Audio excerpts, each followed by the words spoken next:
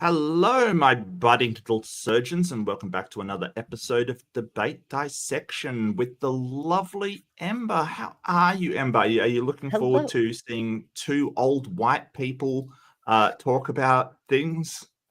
It should be a blast. This is a Yeah, weird one, isn't it? Because it's got yes, two old fellas who are struggling to maintain relevance, but right. also Alex from Cosmic Skeptic Hmm. and who just celebrated his 1 million subscriber thing today. So Yes, congrats to yep. him. That's awesome. Yeah, big congratulations to Alex. And he certainly deserves it. He really has impressed me.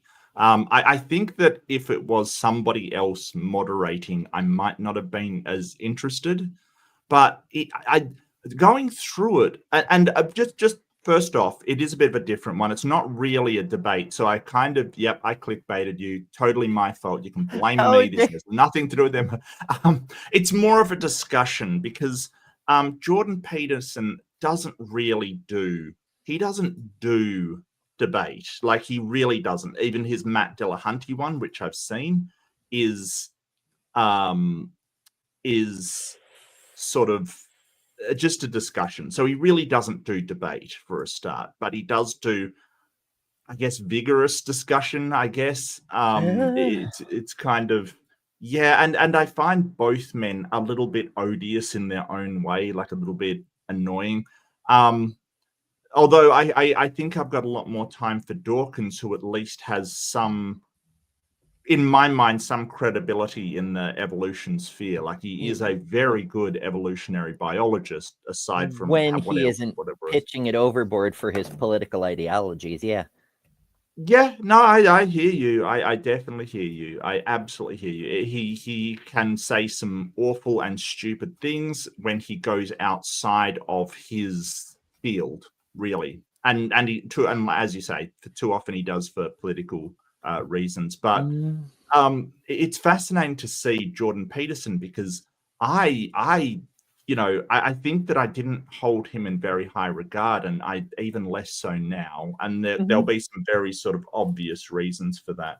Now, just up front, this episode may be a little bit shorter. We are trying to get a switch over to occur between our channels so that Ember gets to choose the debate. So I feel like I've chosen every single one lately. And to be fair, Ember has chosen probably better debates than I have. So I think it's, look, In that's fairness, debatable. it's usually Robin. Robin says, "Hey, you should cover this one," and Actually, we're like, "Hey, yes. good idea."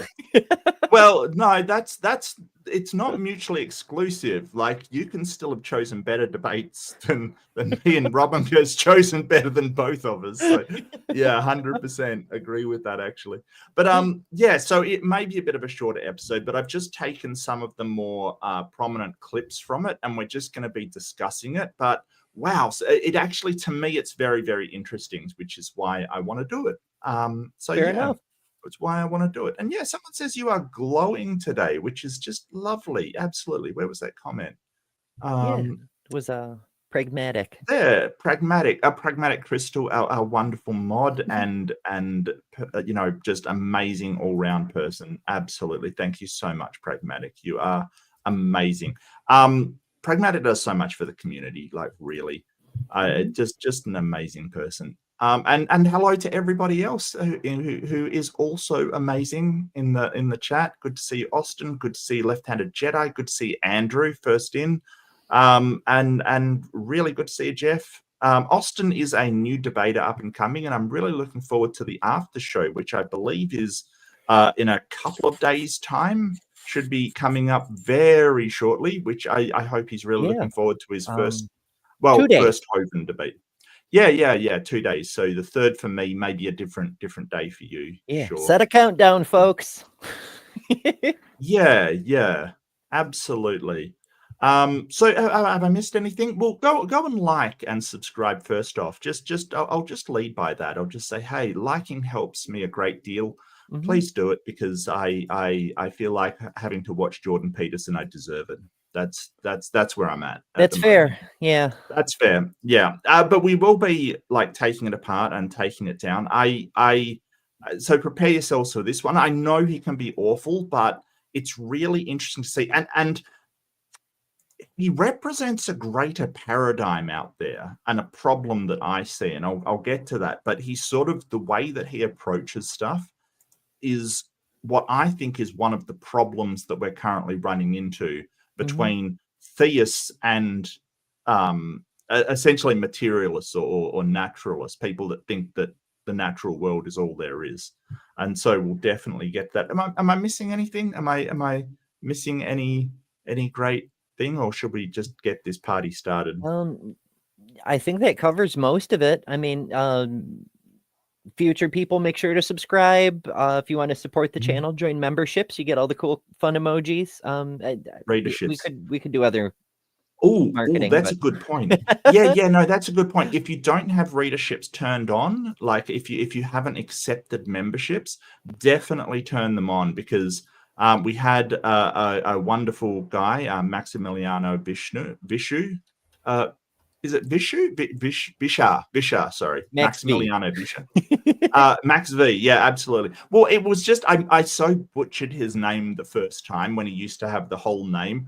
I swore I would get it right, and so I still get it wrong. So my apologies, Max. But he dropped so many readerships that we ran out of people that accepting them. So I highly recommend you should turn that on, because it's almost certain you'll get one, because Max is amazing.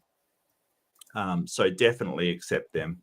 So what are your first thoughts seeing this? Awkward.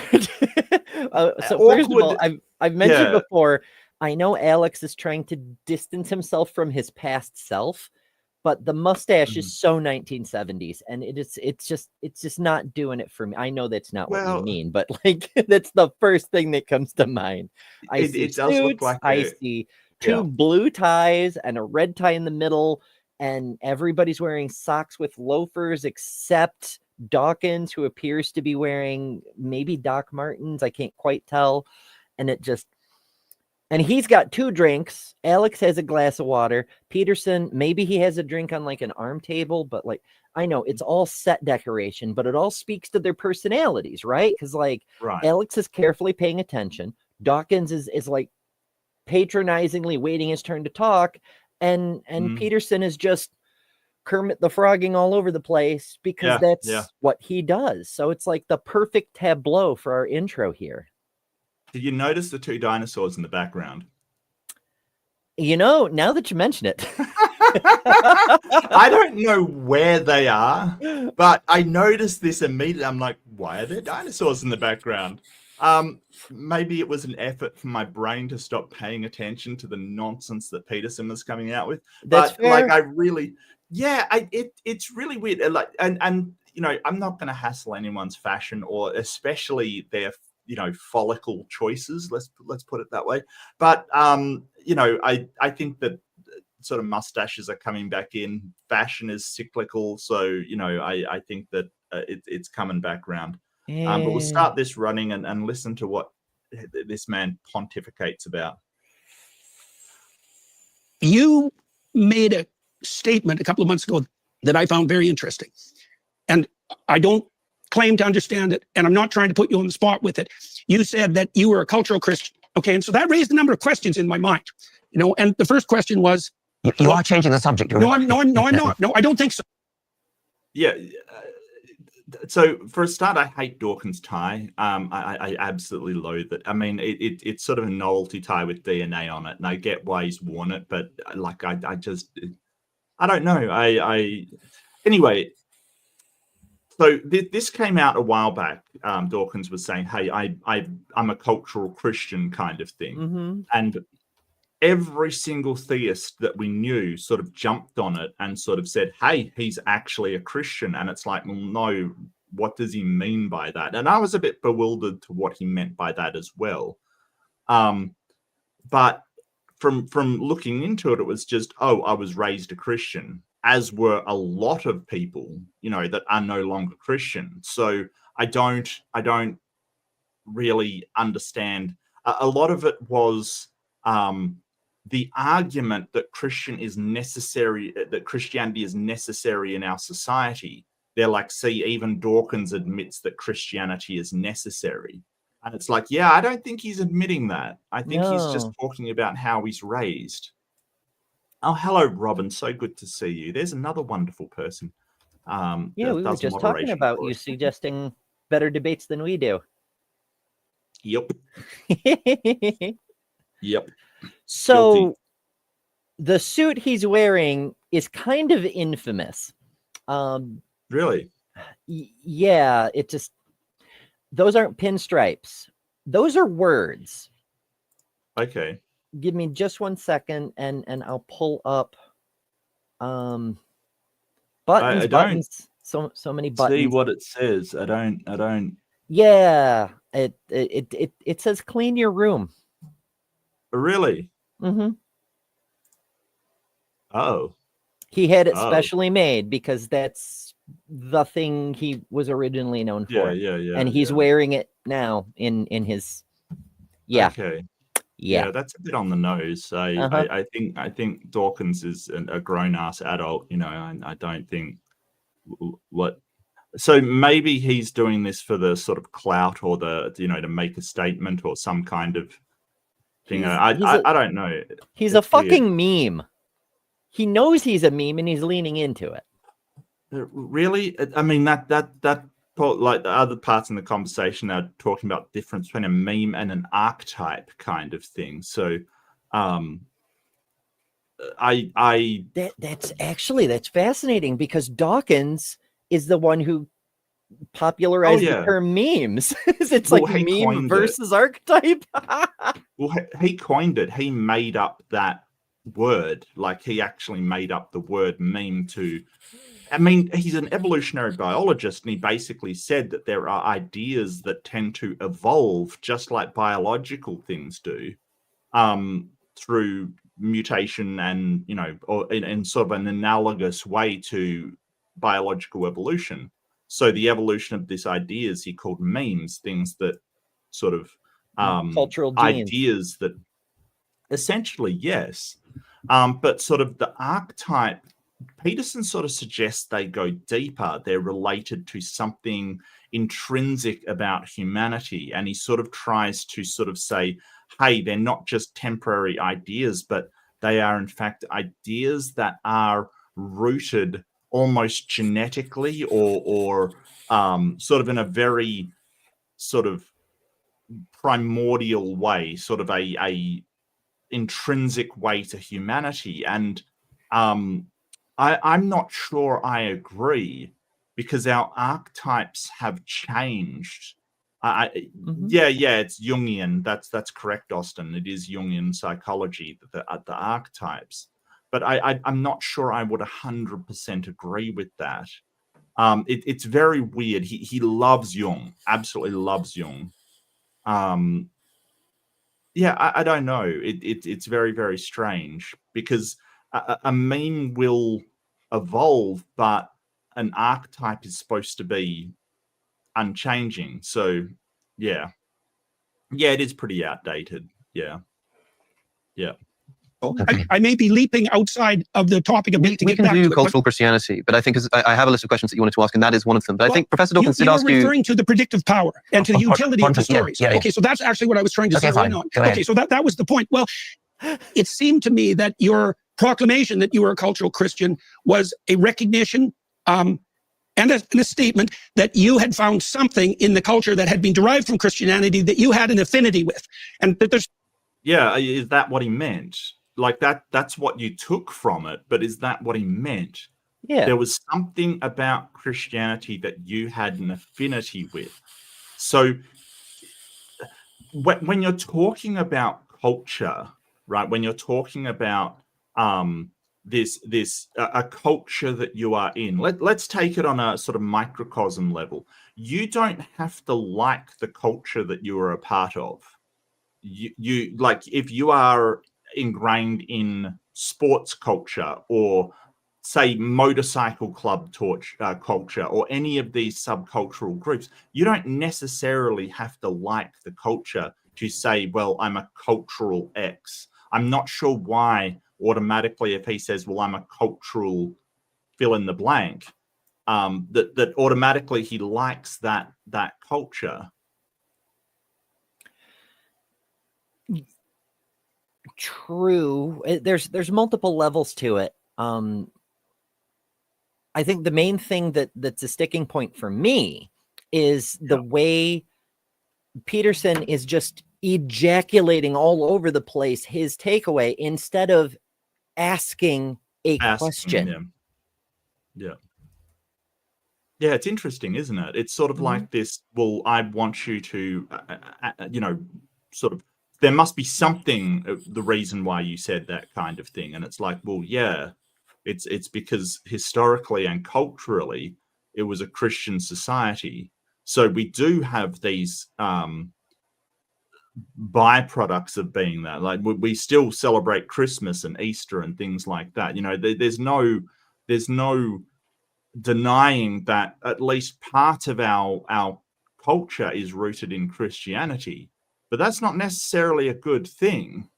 There's a lot of biases that comes with, and a lot of problems that comes with. I don't think it's necessarily a good thing. Like churches paying no taxes. That's a cultural thing that's rooted in the origins of Christianity. It's a weird tradition, isn't it? You've got these organizations that are exempt from contributing to society for some reason. That's not a good thing, but it's undeniable that that's baked into the culture. Sure, but that's one of those things that people don't realize is an aspect of Christianity. Like in Islam, they have a similar tithe system where believers are expected to contribute a portion of their income, but it doesn't go just to the churches. It goes to the community, including the churches. Like there's an emphasis, there's a priority on healthcare for the unfortunate and housing the homeless and feeding the hungry. The things that churches are ostensibly supposed to do, but don't actually do. Right. I mean, that's got its problems as well, because you've got the zakat and the jizyat, which are two different tax levels for Muslims and non-Muslims. So that's got its problems as well.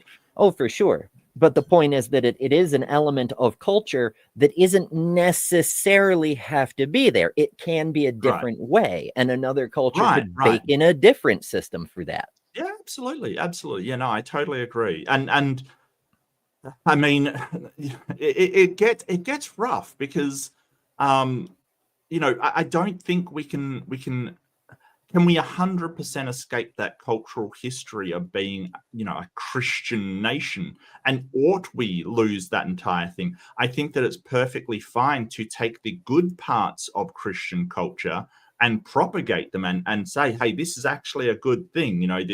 This idea of charity or helping those less fortunate, or whatever the things are, or, having a day to celebrate family and friends. There's no problem with that. And leave the bad stuff behind. I don't think there's a problem with that. Yeah. Okay, give me a sec, Jeff. This was like about a month and a half ago. It wasn't that long ago, was it? It was pretty recent. Relatively, yeah. Yeah. Versus Peterson. I'll get the exact date for you. Yeah, but it is an interesting dichotomy. Yeah, about a month ago. About a month ago. That, Dawkins, who one of his claims to fame is the way that culture can evolve, and yet he's now with this cultural Christian thing, he's kind of saying, well, maybe there's some parts of it that should be exempt from evolution. The same way in the rest of his career, he's trying to distance himself from biological science to insist on certain ideologies. It's very interesting. It's a bit weird, isn't it? He sort of is the guy that says that all ideas can change, culture can completely change, and it evolves over time, and it's supposed to, yet not actually letting it do so, which is kind of odd. Some reason for that. And one of the things I wanted to ask you is, well, what do you think that Christianity got right that allows you to make a statement like that? I mean, I know that there's differences perhaps in what we both think about the ultimate veracity of the biblical stories, maybe there isn't differences. Like, it would take a lot of conversation to figure this out. But what did you mean by that? Like, what do you think that Christianity got right that would enable you to make a statement like that? Virtually nothing. I meant by that no more than that I'm brought up in a Christian culture. I went to Christian schools. I therefore know my way around the Bible. I know my way around the Book of Common Prayer. I know the hymns. That's all. I don't value Christianity as a truth system at all. Yeah, so I think part of it is Peterson not understanding, and a lot of people not understanding what England was like about the time that Dawkins was growing up, kind of thing. Like, he's very old. He's a very old person. You know, at the time he's growing up, you know, all prayers are in school. You know, there's all of this sort of stuff that you have to pay attention to. You're expected to go to church on Sundays. Like, you grow up in a culture of Christianity. So I think he's being honest. That's just what he meant. He grew up in this culture. But the interesting part is Jordan Peterson fishing for what's good about Christianity? Mm-hmm. Like, there must be something that you like about it. What did it get right? And as he said, very little. But the interesting part is that he said, well, I don't value it as a truth system. And here we get to the crux of it. Does anybody value Christianity as a truth system? Eric Hovind. Just the fundamentalists, right? And presuppositionalists who think that sort of believing in God give them access to some sort of truth. But most Christians, if they actually thought of Christianity as a way to get to the truth, they wouldn't be using the scientific method in their ordinary, jobs as scientists. They would be using the Bible and praying for answers and things like that. I think that it's sort of argued that religion does have some benefits. And I think Matt Delahunty makes a very, very good point that if you're trapped down a well and praying calms you down, it may have a benefit there. But I think that knowing that a placebo effect can help you is also, can be a benefit, or being able to meditate can be of a benefit. It doesn't make it special. But it's interesting the way that he's saying, well, what did it get right? Assuming that he's got to say something. Yeah, that's a bit of a leap in and of itself. Like, there are elements that Christianity has adapted into itself that you could argue whether they're independently evolved within Christianity and also other cultures, or they were just taken from the other cultures and incorporated. But just because there's a positive element that's present within Western culture as rendered in this Christian form means it's a feature of Christianity. That doesn't necessarily follow. Yeah. But, Jordan Peterson, I think that he thinks that Christianity is absolutely necessary. And I'm hearing this a lot more recently. And this is what I want to get to as the crux of this, the real heart of it. We seem to be coming at this from, is Christianity true on one side? Are the claims that the religion put across in fact true in reality? Versus, is Christianity useful to society?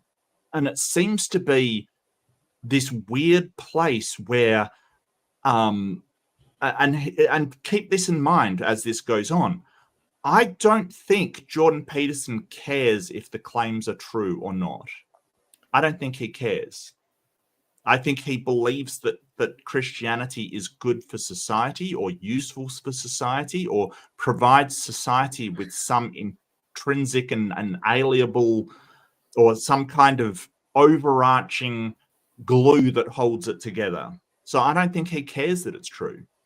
I agree that he doesn't care that whether it's true, but it seems to me I haven't reviewed every one of his videos, but we did cover his discussion with Matt Dillahunty. I've seen him around here and there, a few other appearances. It seems to me, including the time he waffled about whether he actually believes in Jesus or not. Right. It seems likely that his belief in Christianity amounts to whatever is useful to get the red hat fanboys to send me money and buy my books. It's a grift. If he were in one of the Arabian countries, it would be, oh, well, obviously Islam is the superior cultural paradigm for yada, yada, yada reason, you know? It's just sucking up to the existing culture to get the fanboys to buy stuff. Well, I'm not sure. Like, don't get me wrong, that definitely factors into it. I don't think that doesn't factor into it. But I think that what he's trying to promote is this very conservative, hierarchical sort of men good, top down, men build the world, and this very, very conservative sort of right wing hierarchy system where everything is held together by the intellectuals and the men who think, kind of thing. So I think he is genuinely believes that that's the only way society can function. I mean, I know that he's completely and utterly wrong, and that's a horrible way to, I think that a lot of these intellectuals, they completely forget just how bad things were in the past, and they want to return to the good old days. And I think that they're just deluding themselves. Oh, very much. Oh my goodness. When you said hierarchy, it instantly reminded me of the argument from Lobsters, where he made the case that hierarchy matters more than the people comprising the social system. Yeah. Yeah.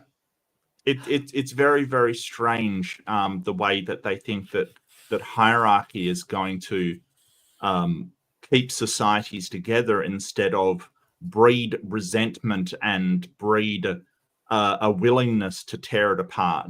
Like, it's very strange that they think that a lack of equality is going to breed contentment.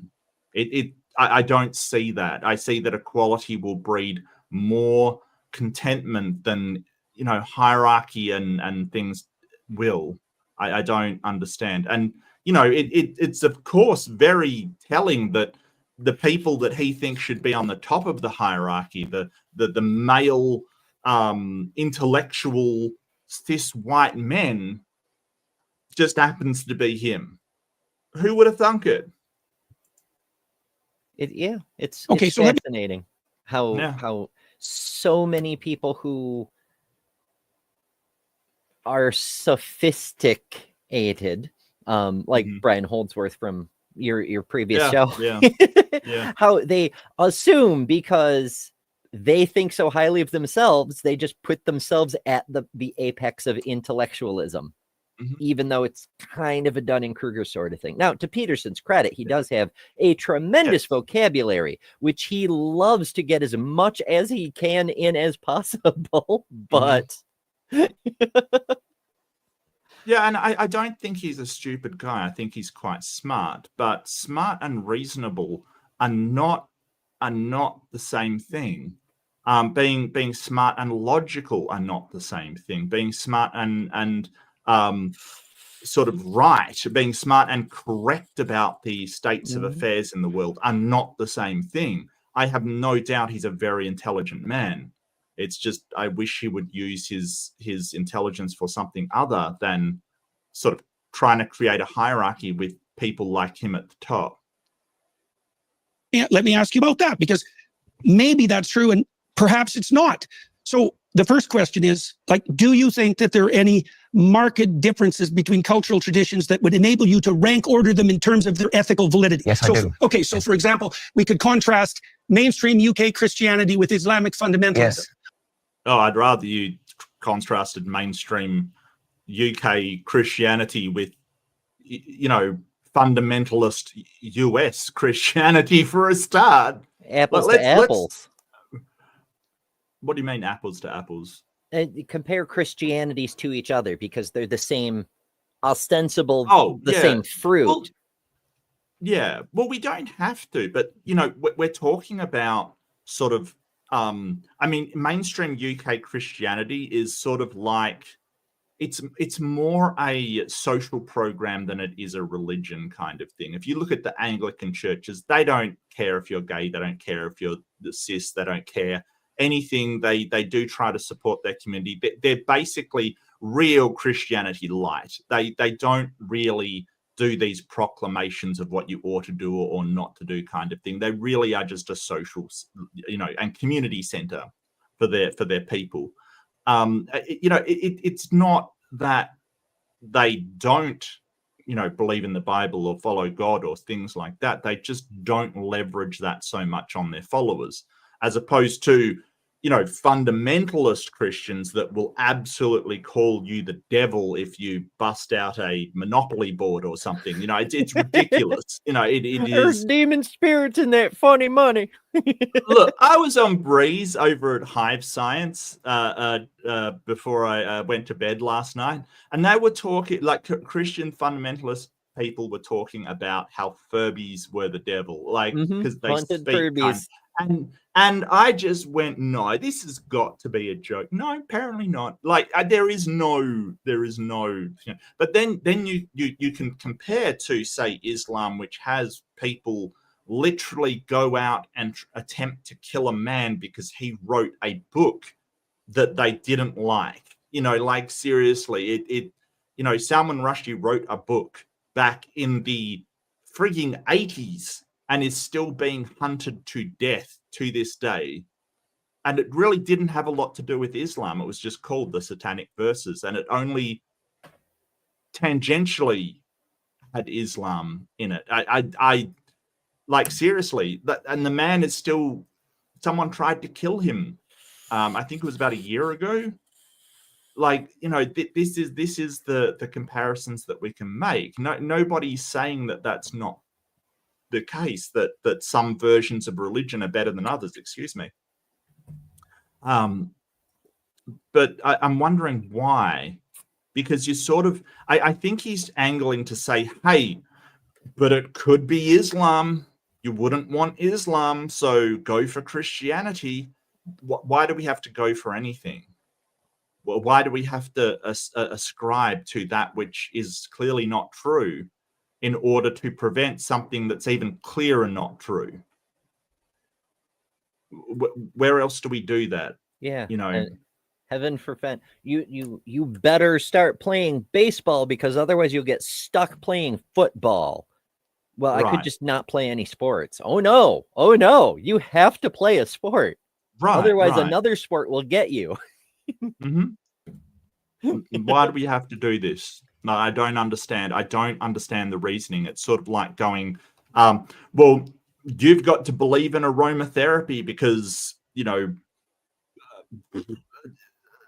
what I mean? Like crystals is so much worse. I don't have to. I don't have to do that. But I think it's because he feels that religion is a necessary thing in society. Now, we all know the studies. They've said, hey, we seem to have a religion, or a God-shaped hole is how it's described. We assign meaning to things that generally are meaningless, right? We ascribe agency to things that have no agency. For instance, if you hear a noise, you might think, oh, it's somebody making that noise. That's I did notice that the other day. I heard a noise in my apartment, and my first thought was person. And then I went, why would I think that's a person? Every noise needs a noiser. Every noise needs a noiser. Okay, that you could work on that a little bit, Ember. I don't think that rolls off. I'm no Ray Comfort. No, yeah. Every bonk needs a bonker. I don't. Yeah, okay. Maybe that's not true. Maybe that's not true. But yeah, but you get what I mean. Like we ascribe agency first and foremost as an intuitive thing. And I wonder, and what I did wonder at the time, is that an evolutionary bias? Just like the, when you hear a rustle, you assume that something did the rustling that is, you know, someone did the rustling, say, or some being did the rustling instead of some, you know, just some natural thing. You know, this might be why we go to ghosts. This might be why we always think it's a burglar in our house, you know, as an intuitive thing. It may be built into us, but you know, I'm not 100% sure. But it was interesting. It was definitely interesting. Okay, so there's a hierarchy. There is a hierarchy. Hierarchy that points to what? Well, in the case of Islam, I dislike any religion which punishes apostasy with death, that throws gay people off high buildings, that practices clitoridectomy. That seems to me to place Islam on a lower level than Christianity, but that's not to say anything very positive about Christianity. Well, it might be to say something positive about Christianity. Like, I think that question is open because... Okay, if the only positive thing you can say about Christianity is it's not Islam, then you've got a really low bar for positivity there. I don't think that's a positive thing to say. Well, they do like their very low bars, don't they? Well, they definitely do. But number one, he loves hierarchy, like absolutely loves hierarchy. But like from where Dawkins is approaching it, I think that what he's kind of saying is, but Islam gets you no better truth values than Christianity does, right?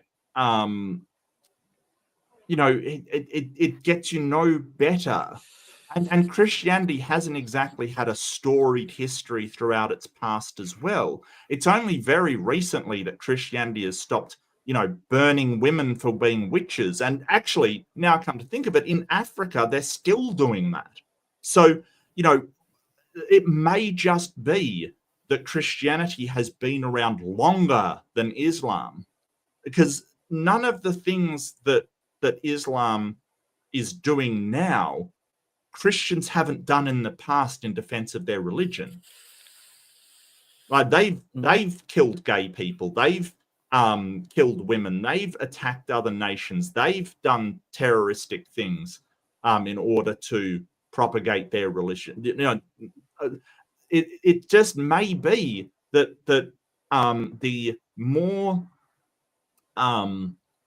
violent parts of Christianity has been weeded out by our culture. What do you think of that idea? It seems likely in many ways. I mean, we could get into the whole anthropology of it, but that would be a long discourse. But as Europe became more stable because of the shared culture and the external wars that further to bond that shared culture, whether it's in the invasions that were the Crusades or the defending against the encroaching Islamic forces or whatever else. But it did create sort of an overarching culture. And once they had that internal security, they were able to start, especially once they started seeing the consequences of extremism, like the Spanish Inquisition. You know, those generations had to suffer through it, but the generations after said, we need to prevent that bullshit from ever happening again. Right. And it kind of helped weed out the extremism.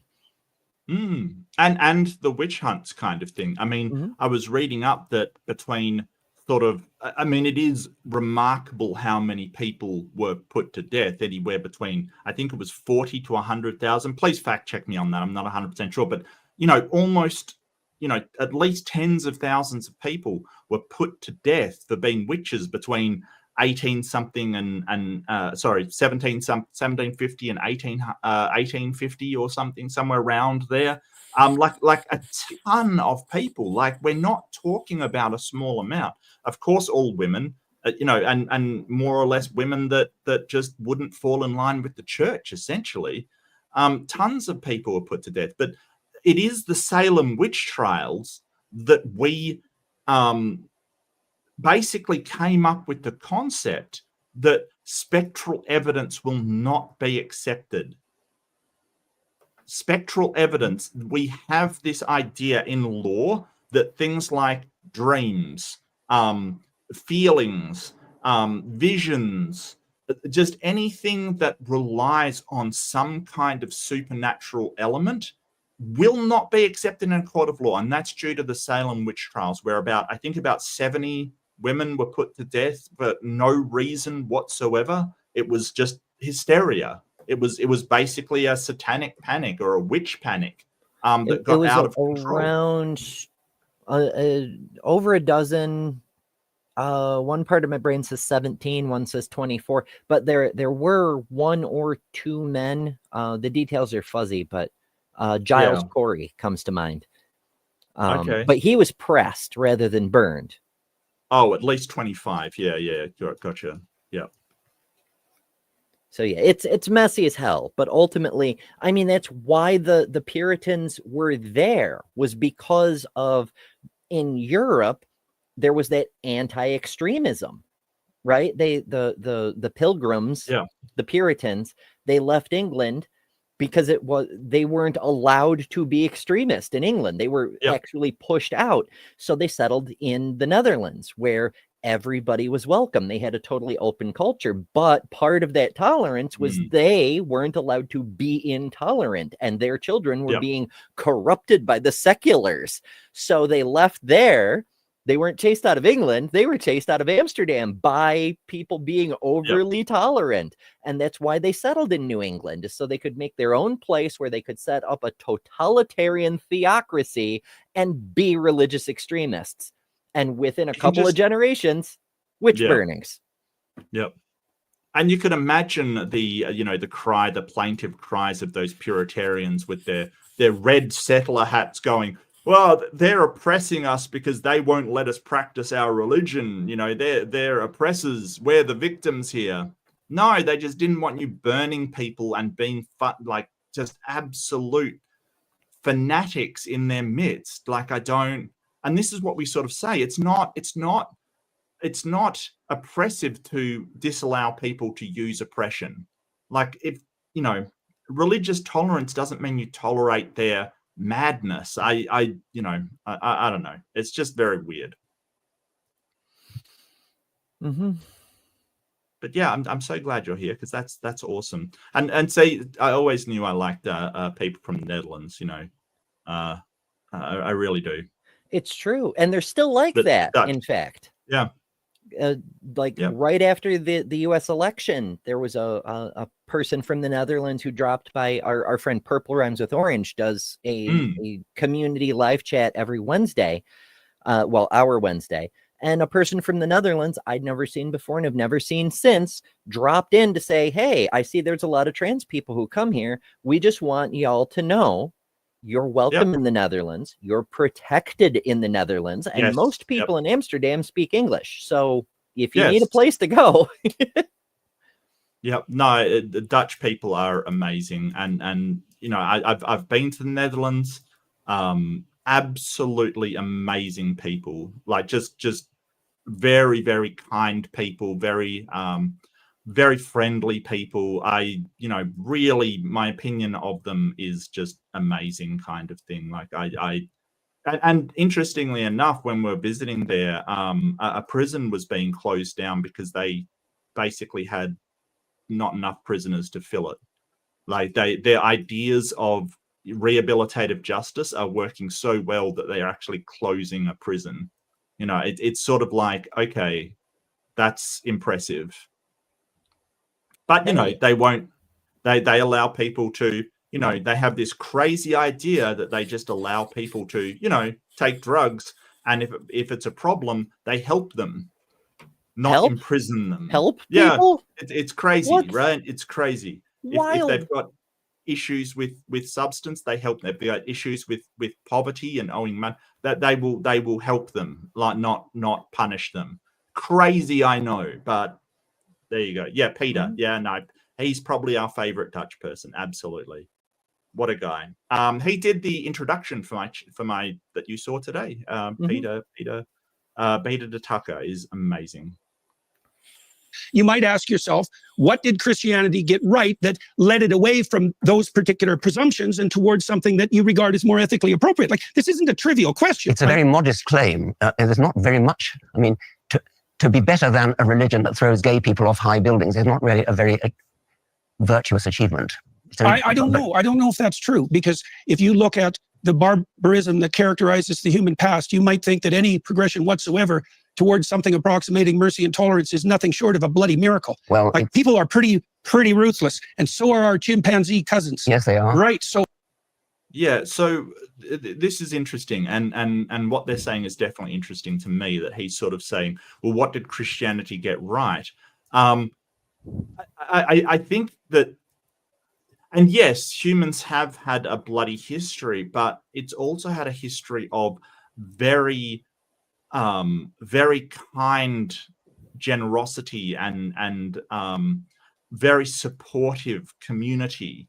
And it seems to be a demarcation of that, where there is your people and other people, seems to be the demarcation.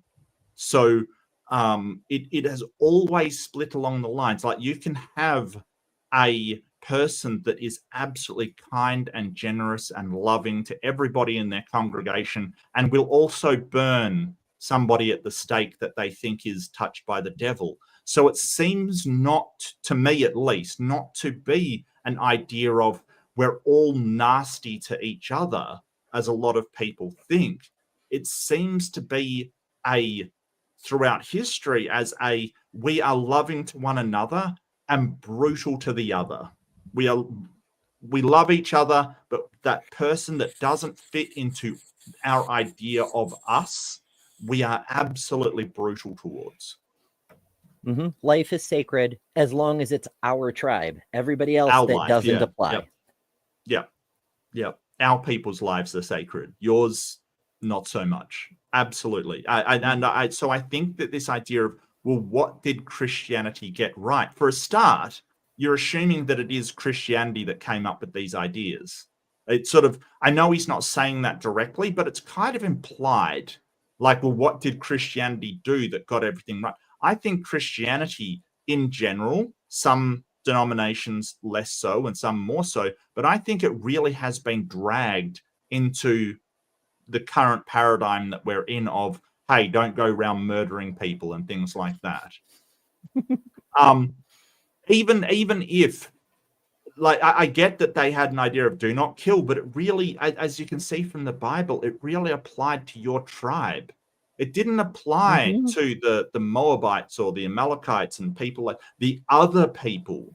So, but I think this idea of, yeah, that person's different, you still can't unalive them. It's really a secular idea. I don't think that's an idea that came from Christianity. Maybe it did. Maybe we can sort of point to Jesus and, love thy neighbor kind of thing. Not Jesus. Maybe from within Christianity, but we'd have to do like an anthropological like search to go back through time and figure out where that idea did come from. Well, I think it evolved over time. And I think this is where Dawkins is a good person to have this in, because just because an idea comes from Christianity, for instance, doesn't make it property of that religion, right? Cultural ideas are part of the culture, not of any individual religion. So these ideas of kindness and generosity and things, they're around since the ancient Greek days. Our ideas of democracy, everybody having a voice, it stems from Athens in, circa bloody ages ago, so, I mean, and that wasn't perfect. Like, it was like, well, everyone gets a voice as long as you are a man that owns land, you get a voice kind of thing, which is, obviously it's developed since then, but so many things have contributed to our modern ideas. But I think Christianity seems to be always last on the bus where it comes to morality in our current modern world. It seems to be playing catch up all the time. The Pope's World Tour apology World Tour featuring the Pope is really clear evidence that they are the last on the bus when it comes to these things. He's had to go around apologizing for damn near everything that the Catholic Church has done in the past. And I don't think that's unique to the Catholic Church. I think it is that they're only getting on board because they realize that if they keep going how they used to, their days are numbered. They can't fit into culture anymore. Oh, for sure. In fact, coincidentally, since we have Dawkins on screen, Kim Stanley Robinson, the author, proposed an idea that's loosely based on Dawkins' concept of memes, whereby a culture can be thought of, a society anyway, can be thought of in the same way a person can be thought of. Like the behaviors, a society will act as if it were a single individual, sometimes being rational, sometimes being irrational and reacting on reflex. There's a whole fucking model to do with it. And related to that is the idea that, like Dawkins himself, as a young person, you see the flow of history and you can like mount a surfboard and ride it, and maybe you do some good and make a big difference. But eventually, nobody ever stays at the crest of the wave. Either you crash out or the wave passes you by and you start to fall further and further behind. Since cultures are analogous to individuals, the same is true for cultures. There was a time when Christianity was at the head of the wave, bringing humanistic ideas far and wide. But now it's gotten behind, and it has to be dragged into the next century by those who are riding the wave today. Yeah. Oh, and definitely humanism started with the Christian churches. Like there's no doubt about it. Theistic humanism was happened there. But I take exception to this idea that if the origin of an idea comes from a religion, then it's that religion. I mean, we still use Aristotelian logic today, and he certainly wasn't a Christian or a Jew, you know, because they like to claim every Jewish idea as Judeo-Christian tradition, which if you talk to Jewish people, they say, well, no, Christian is not, like Judaism is not part of Christianity. I don't know why they lump us together. You know, it's kind of this, well, you think that you're part of this tradition and the people practicing that tradition say, get out of here. You're a totally different thing. So I think that, you know, if we start to, like, we can't just go, well, whatever religion came up with this idea, then that's the religion that we should have, or that's the religion that owns that idea. Then we all should be worshipping Zeus in that case. Or possibly some Roman gods, because a lot of our thinking comes from those times. Or rather, a lot of our thinking originated, their root origin was in those times. So yeah, let's all worship Zeus. I'm going, but actually Dionysus was pretty baller, I gotta say. It's true. I gotta say. We could have us a bacchanal. A bacchanal. Well, yeah, I mean, technically that's Roman, that's Bacchus, but sure, why not? Same deity. It's fine. It's the same thing. So we move forward into the light with great difficulty. And the fact that we can take that for granted now, and that it seems self-evident and deserving of faint praise, it's not so clear to me that that's a reasonable proposition. Okay, let's grant the faint praise, but that has nothing to do with the truth value. And what I care about is the truth value. I see no truth value in the claims of Christianity, the virgin birth, the resurrection, the miracles. Do you believe in any of those? Do you believe Jesus was born a virgin? As I said before, there are elements of the text that I don't feel qualified to comment on. There's elements of the text that you don't like. It's just, so really this proposition has one of three answers when you boil it down. Do you believe that Jesus was born of a virgin? It's yes, no, or I don't know. It feels very dodgy to say, well, there are some elements that I feel unqualified to comment on. Oh yeah, he's dodging as hard as he can. I don't know if even an answer, because it's like, do you believe it? You know, I guess that you either believe it or you don't. You can't even say I don't know, because that's saying, so you don't know if you believe it or not. I guess you could sort of make a case for undecided, but that still is then you don't believe it. Like, in order to believe it, you would have to take an affirmative to that proposition, I would imagine. I mean, I suppose you could be agnostic about it and be like, well, I just don't know about Jesus, but the message is so compelling, I'm inclined to just accept it anyway. But Well, yeah, that's true. I mean, you could believe it and then say, hey, yes, I believe it because it is pragmatic to do so. But you know that that's a really, but I mean, Jordan Peterson's smart enough to know that that's a really bad reason to believe things. So is Bill Craig, and yet that's why he believes it. Well, he said, yeah, actually, yeah. I mean, he said yes because it's pragmatic and because he heard Pascal's wager, which is just a terrible reason to believe anything. Yeah, he's really not answering the question here. I mean, I look, even if I'd respect him more if he said, hey, you know what? I fluctuate day to day.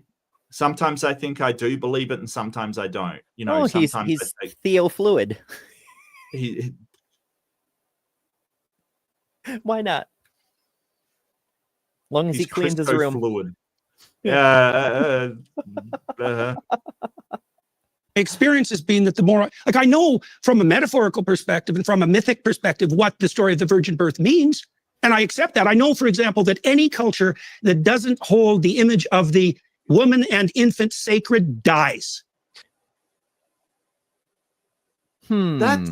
Yeah, but that's not what we're talking about when we're talking about a truth proposition, right? That's not what we're talking. We're not saying, is it true that any culture that doesn't hold the, you know, woman and child sacred dies? That's not what we're asking. We're asking a truth proposition that is rooted in the reality of history, of reality of events that are actually happening. So what we're asking is, did Mary, well, A, did she live in the past? That's, you know, was she a real person? The mythicist would say no. Did she live?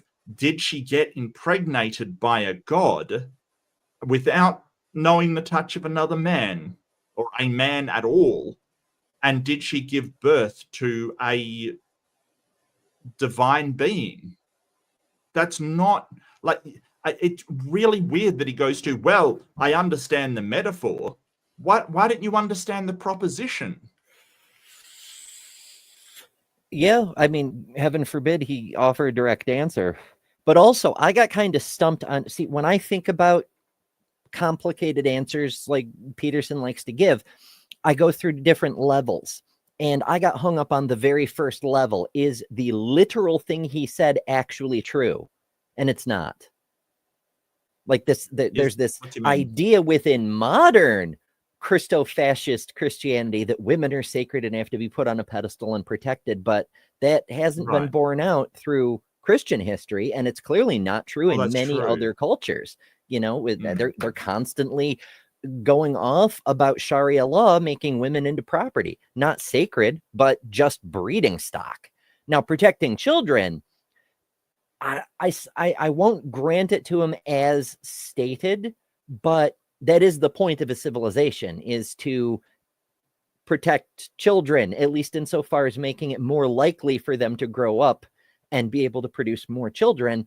Otherwise, your civilization would fall before a better civilization that did that better. That's what causes civilizations to replace other civilizations, or it would just collapse into anarchy if it failed at it entirely. But Peterson's doing that thing where he's taking his culture and projecting the things that he thinks make it the best thing ever onto all of time. And that just doesn't work. Yeah, and I really, you know, you could make an argument that, you know, women are sacred in Christianity. I do agree with you that hasn't borne out in a lot of different cases. And I do actually, you know, while you say, hey, it is part of human history to, you know, civilizations that don't hold children worth protecting usually fail, but you know, the Judeo-Christian, I know people who are Jewish hate that word, but the Old Testament does have a history of wantonly slaughtering children. Well, other people's children are a whole other matter, like we were talking about earlier. No, absolutely not. No, if you have a son that is drunken and misbehaving and refuses to listen, you're supposed to stone him before the temple. It's not just when we say other, that's true, but other can be your children that are will infect the entire tribe with their unrighteousness. That's what yes, you must purge the unholy from among you, or however the fuck it's. Yeah. That's what the verse says. It says you have to purge the unholiness from among you. So they're othering their own children in order to kill them. So what happened to the sacred there? It seems like the sacred children are just the ones that do what you want. You have to prove your worth as a sacred being. Otherwise, you're a lesser fruit. Right. And so context.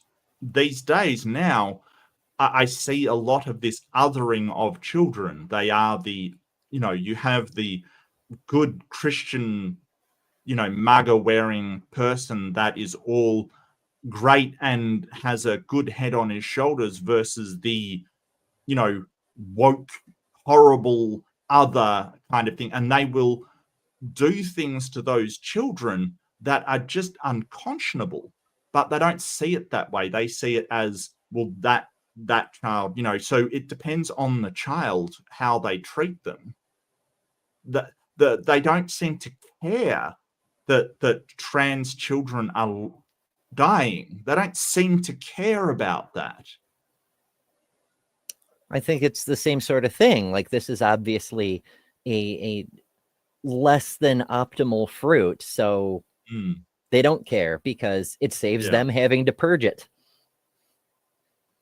Well, and I think that they think, well, if they just find God, it'll sort all problems out, and that is demonstrably not true. It's no different really than a bunch of other situations, like children born into poverty, or those giant families with 12 kids or more that can't afford to feed all the kids. They're the same people, or they're anti-food stamps. They're anti social nutrition programs. They're like, let them starve. Not my problem. They're from twisted lesser fruit. Or homeless kids. 40% of homeless people in the United States right now are kids, or were kids when they became homeless, and they don't care. And as far as they're concerned, the homeless should all go die because they're lesser beings. Yep. And I don't know how that needs to be expressed in a form. True, though? Do you mean that you don't know? Well, let me ask you about that, because truth, this is something I talked with Sam here. I find it difficult for when somebody says, "Would you believe it?" and they say, "I don't know." I think that, I'm totally understanding of confidence levels. Like confidence level. Do I have confidence in this? Do I believe that my wife is in the other room? To me, I just would believe it, or I don't. If I don't know, then I don't believe it. Like, it's I either believe it or not believe it.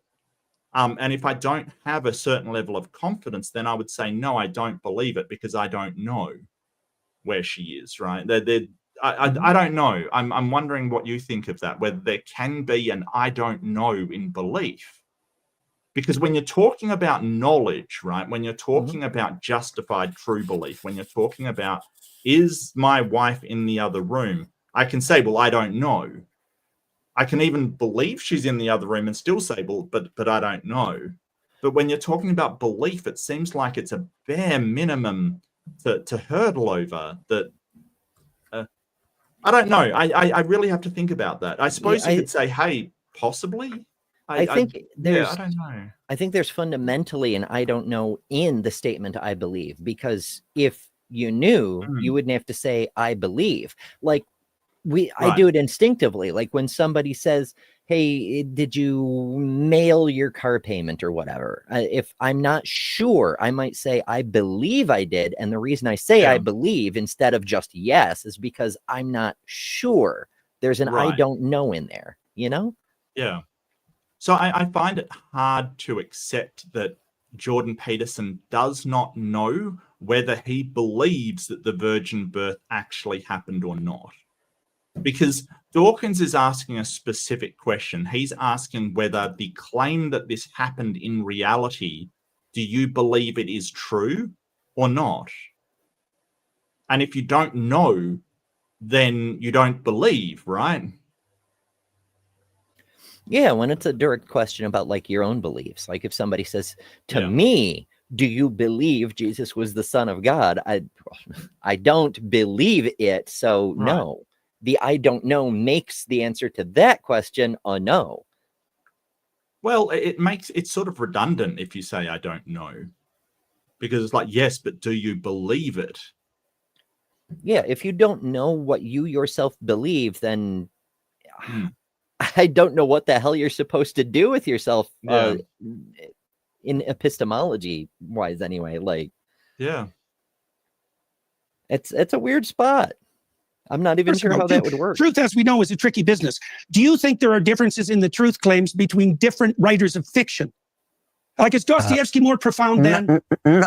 Oh, he had to bring up Dostoevsky. Look, he loves this guy and thinks that everything he writes is absolutely true. It's one of the more frustrating things I've had about Jordan Peterson. He wrote sort of Crime and Punishment, and he loves that book. And it's a fiction. It's a work of fiction. It's a work of fiction, right? It isn't. The characters are not real. You know, it kind of is this, and he sort of says, well, a true atheist would behave like the atheist in this book. And it's like, but that character is fictional. That's not a real character. That's not a real person. And I don't think any, like, so he's sort of saying, well, what makes one work of fiction more true than another? And I think I would have to say, when the events or people in the book comport more with actual reality. I suppose. I mean, honestly, I think Peterson would take it in an entirely different direction. He would say, well, from a certain point of view, aren't all books fiction? Because even a history textbook, it's not 100% pure fact. There's some editorializing, what you choose to include and what you choose to leave out, and the way in which you present it, and the framing, and even the font can change how the story is perceived. So there's always a fictionalization element. So therefore, as a, you know, philosophy, psychology, whatever the fuck Peterson is, I can just take that idea and tease it out into all the way out into absurdity at the very far reaches of mythology, and say, what's to say this isn't on the same sort of metaphorical level fundamentally true? What does truth even mean, man? Well, I think truth is contextual, but when we're talking about this kind of truth, we're saying what events or actions, or, well, really what instances of events actually happened in a objective way. You know, which events actually took place in history, what is in reality. You know, and I think that it's a sort of a sliding scale. I think it's a spectrum of truth in all fiction. As you said, like, everything could be fiction because there's at least going to be some things that you put in it that do not exist or did not exist in reality, even from the, you know, how you were standing or how that person felt. You know, when you're writing about Reagan, did he actually feel confident? We don't know. Like, it's just fictionalization. So the more a book actually represents reality, the more true it is. But Dostoevsky wrote about people that didn't even exist. They're fictional characters. They weren't people. And so Dawkins is coming at this of truth is something that happens in reality. And I'm not sure why Peterson is quibbling over this and bringing up a fictional book. It's fictional. We know it's fictional. We know these people didn't actually exist. He made them up. And I think he's trying to equate something that is written that appeals to culture as being true in the physical sense, in the actuality of things. And there's tons of things that have been written that fall in line with culture that are not true, as in did not happen in reality. So I get that truth is contextual. You can say, and here's an example that I've used before. You can say, does Superman come from Krypton? Is that true? Yes, that's true. But it's in context. It's in the fictional context. So I think when he's talking about, is it true? he's saying, is it a cultural, does it have cultural significance that it sort of fits in line with the stories and mythology and archetypes that we've developed over the course of human history, or are intrinsic to humans? And that's not what Dawkins is asking. And I don't, either he refuses to pick up on his meaning, or he just cannot get his head around it. And I refuse to think that he can't get his head around this concept. I refuse. I don't think it's that he can't get his head around it. It's that he's up on his ivory tower, if you will.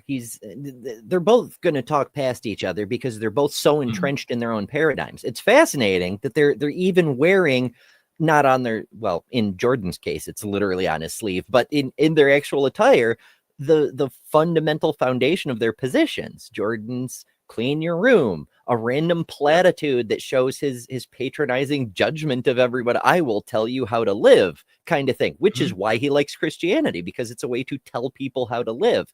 And Dawkins wearing a DNA tie, just, yeah, they're just both right out there, which is why they need a moderator to kind of create a middle ground and make them communicate on the same level. But they're not listening to Alex. They're just going to keep on talking past each other. Yeah. Well, I wouldn't call fiction truth claims anyway. I mean, then on what grounds do we rank order the fiction in terms of quality? Like Dostoevsky is a profound purveyor of fiction on the philosophical front, unbelievably deep and profound. Yes, there's something true about what he's writing about. It's nothing to do with the truth that science is concerned with. The truth of science is the truth that gets us to the moon. I mean, this is nothing to do with whether one writer of fiction has a sort of insight into human nature. That goes without saying. I accept that. Okay, so how do we deal with the notion that on the purely factual side, how do we deal with the idea? Let's take you talked about clitoridectomy. Let's talk about the oppression of women. Yes. We make a scientific case that that's inappropriate, or is it a case that we're making on some other grounds? Like I see in the Judeo-Christian. I think we make a scientific case that it's wrong, because society functions a lot better when there is equality and egalitarianism. It functions better. I mean, people are happier when they're not being oppressed. I don't understand why he like doesn't understand this. It's like I got snagged on the second level of what he said, the metaphorical level, when he was talking about how there can be profound implications in a story of fiction that are true with regards to human psychology and the human experience.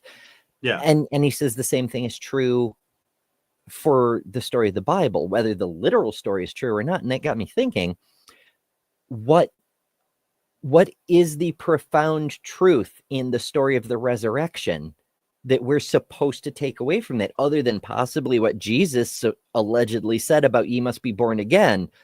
There's all these here in the US. We've got this group of evangelical fundamentalists running around calling themselves born agains, and they have an extra set of doctrine and dogma and crazy shit that they believe in.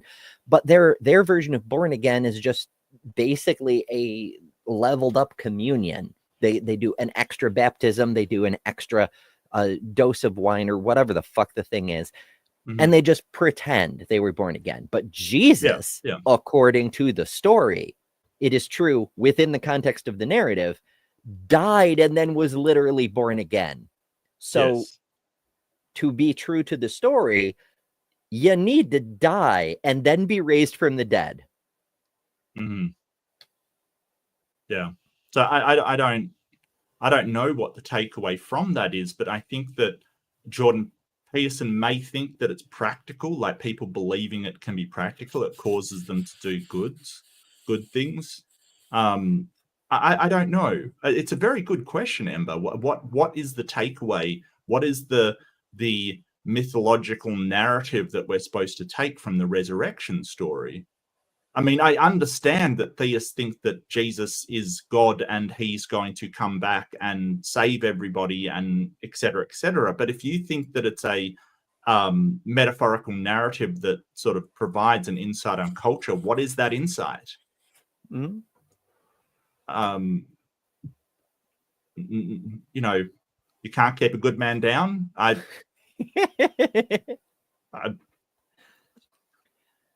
Best I got is trust in God. Just, you know, everything is God's plan or whatever. Well, I understand that for a theist, but what's the purpose for someone that thinks it serves a cultural narrative point of view?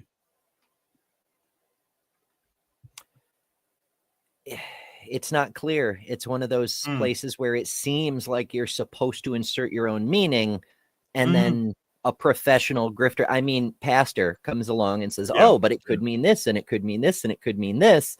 And then you go, okay, Mr. Professional Preacher, what does it what is it supposed to mean? If it could mean all these things, what is the intended meaning I'm supposed to take? And then you're in the flock. You're captured. You're now a sheep doing as he says rather than as you think God says.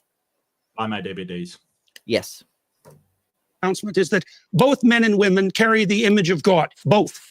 And that sets a certain tone to everything that follows. And it is a remarkable proclamation given its radical age, that both men and women carry the image of God and are to be treated as something with intrinsic value outside of the domain of power and politics. And it isn't obvious to me, having thought about this a lot, how we deal with that in the pure realm of fact. Because one of the facts is, if I can oppress you, why the hell shouldn't I? Yeah, my job is... What? There was a very... Yeah. He's very angry. He seems to be a very angry individual. So watching him, it makes me slightly uncomfortable because this kind of angry rhetoric is, I think, beneath a professor in psychology, to be honest with you. I think it really is. You know, if you can't have a cordial conversation as a professor in psychology, there's something incredibly wrong happening here. A person with a doctorate in psychology, I might add, like what exactly is angering you right now? Maybe I'm wrong. Maybe he just comes across that way. Maybe he's got resting angry face. I don't know. He's very passionate. He does have attack eyebrows. That is a thing. But I don't know what that is, but it strikes me as performative. Like he understands, like either he's profoundly unbalanced and as a professional should be keenly aware of it, or it's an act. Well, I mean, so he sort of say talking scientifically from a fact base. Why shouldn't I oppress you? And the whole point is because as we've gone along, and this is scientific fact, as our cultures have gone along, they've generally expanded to include people who we didn't used to see as our people, right? So it was sort of, you know, small families and very close-knit tribal people where people were related, and then it expanded to sort of, you know, people in your area. Then it expanded to people in a larger area, sort of a, you know, tribal system that had a great many people in it. The fact is that cooperation has been way more successful than violence towards others. And over time, we've grown to recognize this. We expand to become a country. We expand, like the EU just joined together because it is far better in their interests to work together, except for Britain. Britain already regrets going out of the EU. But it's far better for them to work together than it is to compete against one another. This is game theory, simplistically. Oh, like, for sure. You can turn on other people, but in the long run, it's better to work with them. That's more productive for everybody. Like, you will do better working with people than you will turning on them and betraying them and, you know, sort of oppressing them, essentially. Yeah, Peterson's, he knows this. He's muddying the waters. Like this whole speech about the profound age of the text, how man and woman are created equal. That's a new interpretation, though. That's only recent, very recent. You know, for the I mean, we still don't treat all people as equal. We still don't do that. But this idea of man and woman being equal, fuck no. Just 100 years ago. We were just wrapping up the first suffrage movement. You know, it just. Well, in fairness, he didn't say that. Yeah, it hasn't been like that for 3,000 years or however the fuck long ago Genesis was written. It's. But Peterson didn't say that. Peterson said that we're both created in the image of God and therefore have intrinsic value. Right, so but that is instilled in the original text. That's a modern interpretation put onto an ancient text. No, I don't think so. I think the modern interpretation is that men and women are equal. I think that it's always been that men and women have intrinsic value. Men because, go men, men are awesome. And in maiden, first and all of this nonsense. And then women because they're the created by God to be the helpmate and all of that kind of nonsense. But the idea that the women have intrinsic value is more based on their ability to carry children than any kind of, well, they're humans too that have thoughts and feelings and things like that. Equality. It's not both are made in the image. Oh, absolutely. We've never behaved that way. Slavery doesn't. No, I agree. But Peterson was... didn't say that we consider them equal. He said that humans, men and women, have intrinsic value. Right? He didn't say that the history of the church has been treating women equal that feels to men. Like splitting hairs. Saying there's it's not some value. Like a slave has some value. Maybe it's 30 shekels, but it's a value. Exactly. Yes. And so it's kind of deceptive. Hang on a second. With intrinsic value outside of the domain of proclamation, given its radical age. And that sets a certain... Sorry, I'm just going to go back and... Or is it the case that we're making on some other grounds? Like I see in the Judeo-Christian tradition, one of the earliest pronouncements is that both men and women carry the image of God. Both. Right. And that sets a certain tone to everything that follows. And it is a remarkable proclamation, given its radical age, that both men and women carry the image of God in our. And that's not true, by the way. In certain cultures, women were valued more highly. Like even Spartan culture, the women were allowed to speak and say whatever they wanted and carried certain value. Like it's not unusual for women to have value. And sort of be valued. But notice how he's not saying that they're equal, right? He's not saying that. He's saying that they have value. And you're right, a slave has value, right? So it's interesting to hear what he's not saying, that Christianity doesn't have the idea that men and women are equal, because Peterson doesn't have the idea that men and women are equal. I mean, I'm not saying the same, but I mean, equal as in things like autonomy, freedom, etc. Yeah, but what I'm saying is that he's deliberately muddying the waters. He's equivocating left and right here, trying to paint, like when you say both men and women are equal image bearers of God, it's meant to invoke this idea of modern equality. And then he says, which is especially remarkable based on the age of the text, and that value is not in the text. I mean, we've got people, good Christians today who are more than happy to see all the women in Gaza blown up. They don't care. There's, the image of God. That implies that there's this idea of the acceptance of sacredness of human life, but it's not actually there. Well, and I think I would bring up the Cathars, right? And they were a sect of Christianity that believed in the equality of women. So they let women be priests and do preaching, and basically they absolutely believed in the equality of women. The Catholic Church destroyed them and tortured them and killed them. They were wiped out completely. The Cathars are not a thing because they were heretics. So I agree with you that if you're not listening closely, you will think he's saying, hey, the Christianity considers men and women equal. But that's not what he's saying. He's saying that they consider them to have intrinsic value, which is not the same as being equal. And in that regard, he is very intelligent because he's speaking out of both sides of his mouth with the same sentence. And that's pretty fucking impressive to do off the fly. Yeah. To be treated as something with intrinsic value outside of the domain of power and politics. And it isn't obvious to me, having thought about this a lot, how we deal with that in the pure realm of fact. Because one of the facts is, if I can oppress you, why the hell shouldn't I? Yeah, my job is to keep things on track here. I think there are a number of questions which Professor Dawkins has asked. Yeah, and I think Dawkins probably should have responded to that and said, well, because oppressing people generally leads to horrible, horrible outcomes, not just for the oppressed, but for the oppressee as well, for the people doing the oppressing, right? So what are we trying to do here? Are we just trying to,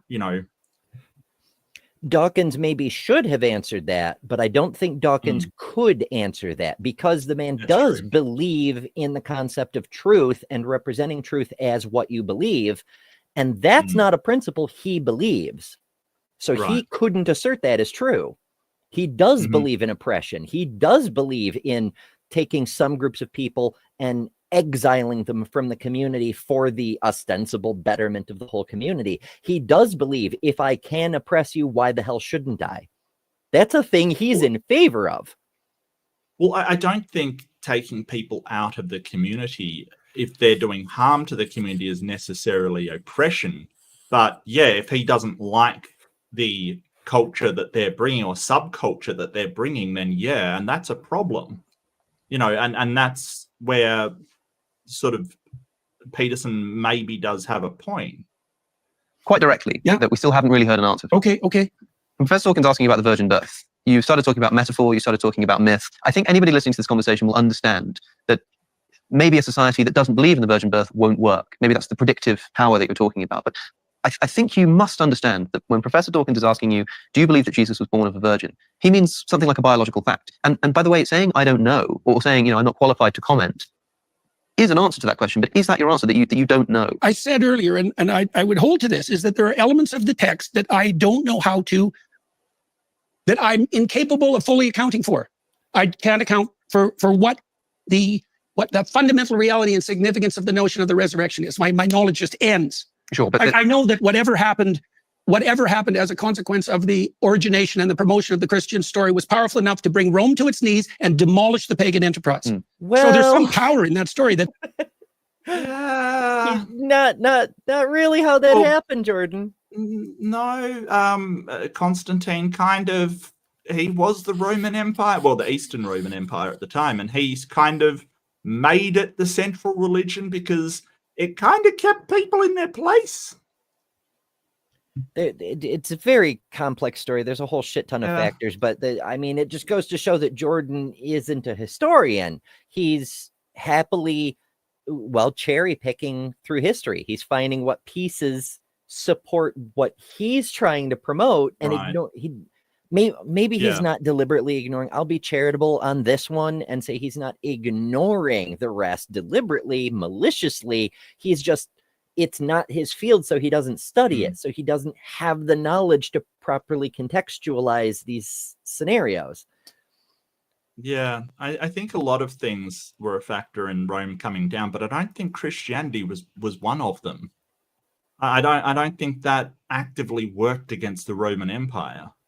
Like, not the Eastern Roman Empire that adopted it in sort of, from Constantine. I don't think that was one of the things. Maybe it was. I don't know a ton about it, but as far as I knew, no. It's within that period of time when there was the religious changeover. You could make a case that it did lead to the eventual decline and fall of at least the West, but yeah. Not within Constantine's lifetime or several of the patriarchs after him. Yeah. Remarkable. Let's stick to the virgin birth. Yes. Yeah. I like this. He's saying we're getting away from the virgin birth. So what is that? But Jordan Peterson, like, when asked, do you consider it a possibility? Maybe they should change to possibilities.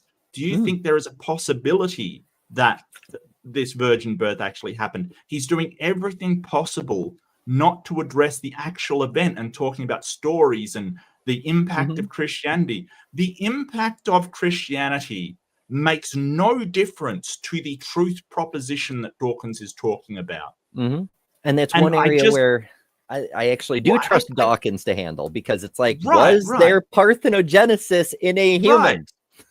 Right. And that is the question. right? It's not whether the story got traction. It's not whether it brought down an empire. Let's say that it did all of that. The question is still unanswered. And I refuse to believe that Jordan Peterson is that stupid that he doesn't understand what is being asked. Because he's trying to say, well, I don't have the necessary faculties to consider that. So you don't believe it. Because if you believed it, you would just say, yes, I believe it.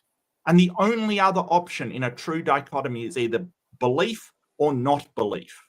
That is the two options here.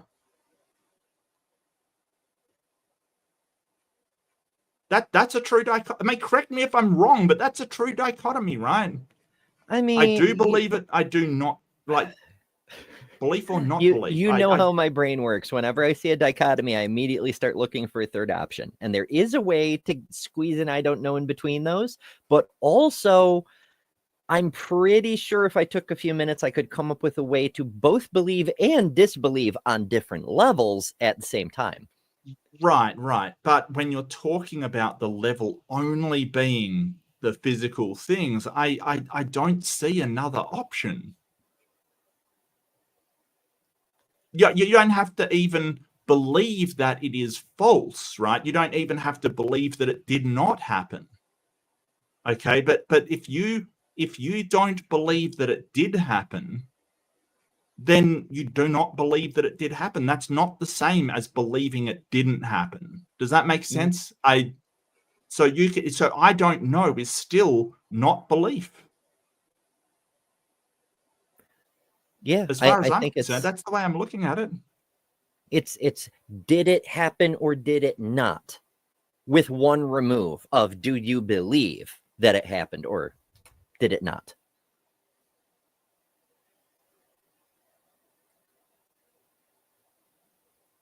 Did I believe it happened or not? Yeah, that's a true dichotomy. And yes, it can be cloudy to say, well, I don't believe it. So you believe it didn't happen. And we get this all the time as atheists, right? Well, I don't believe in a God. Then you believe there's no God. No, that's not the same thing, right? That's not the same thing.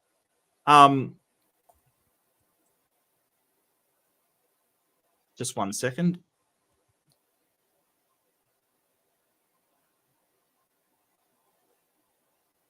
Okay. The virgin birth results from a mistranslation of Isaiah. You know that. Like these sorts of questions. What would you say? They don't strike me as they're not getting to the point. I know that. Aren't they? It is getting to the point. It is 100% getting to the point. It is the point. The point is that we are very, very confident that there was a mistranslation in the text and there was no virgin birth. I believe that no virgin birth happened. I believe that. But you're saying, hey, it doesn't get... The problem is that people believe this event happened. In actuality.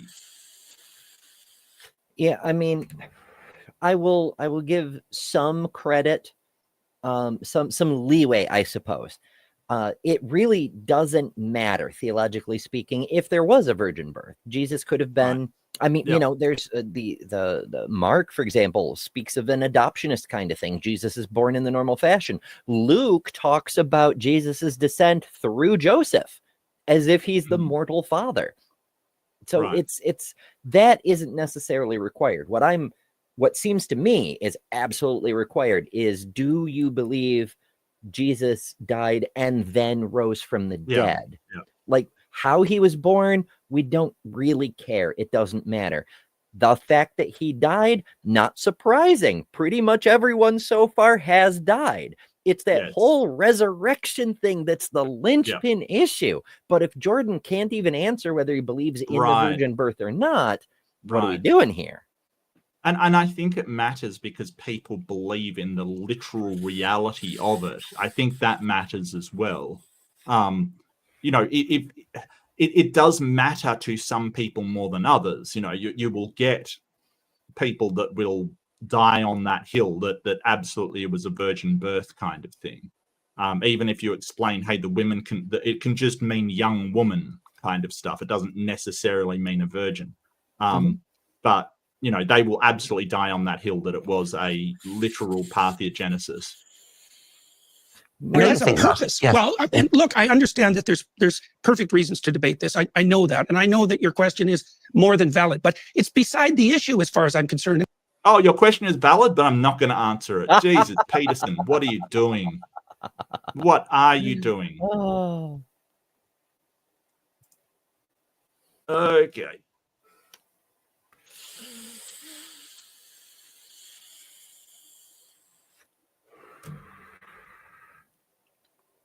We're having violence.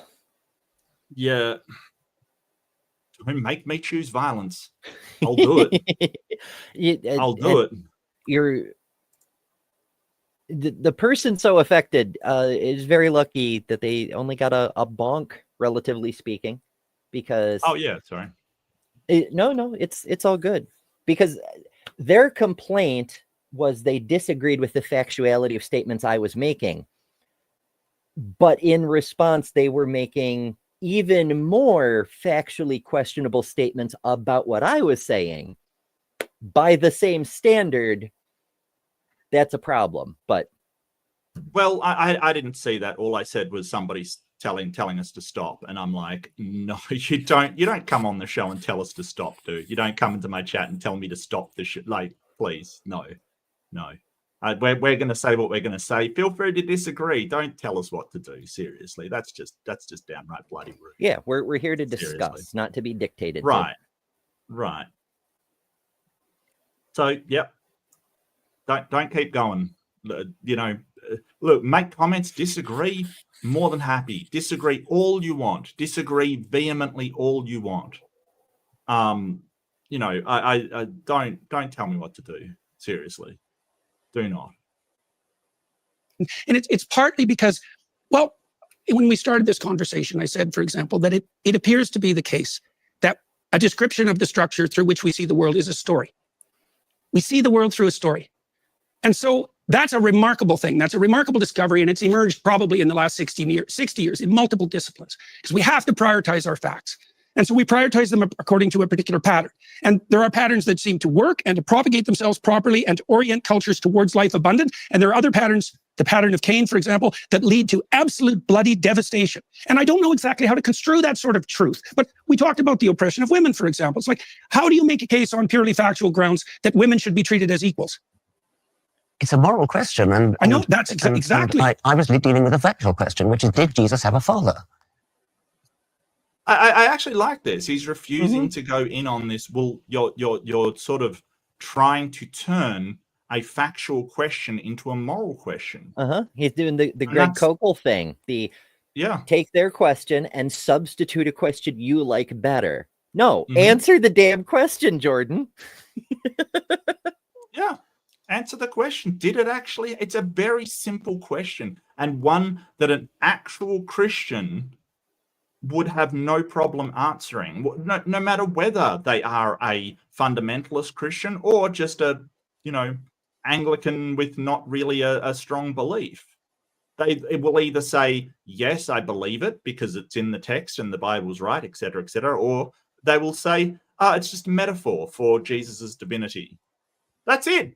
That's it. Either way is fine. Either way is fine. You can say, okay, well, if that's a metaphor, could his resurrection be a metaphor? No, that's actually something, you know, and then you can have a conversation. But he just refuses to answer it. And I think we both know why. It's because he doesn't actually believe it, right? He doesn't believe that a virgin can give birth, but he doesn't want to alienate his audience. That's it. Because, you know, if he says, no, well, I don't know if it happened, but I don't believe that it happened because I don't know, then half of his audience goes, oh, you're not a real Christian, F you. He loses all the Catholics. I mean, does having a father make a person impure somehow? It just, I don't know. It doesn't seem, I mean, Jesus's whole thing is washing away sins. Do you think he couldn't wash away his own sin of being born with a dad? Well, I mean, and if he couldn't, that's what John the Baptist was for, right? Well, maybe he couldn't if he's not perfect, maybe he can't do it if he's not perfect. But I mean, I thought Joseph was supposed to be from the line of David of kings anyway. So, he's still, isn't he special enough without the God Daddy? Or it's not good enough. We need your God. The angel here. Yeah. You got to have a better father. Wow. And you won't answer it. Well, It's a Jesus different had an kind of earthly question. father and a heavenly father, like almost all mythological heroes. So he wasn't born of a virgin then? So you're saying that Jesus was not born of a virgin? I said, first of all, that I don't know how to mediate the fact-value dichotomy in that case. I said the same thing about... Why is it not fact a fact value question? It's not about value.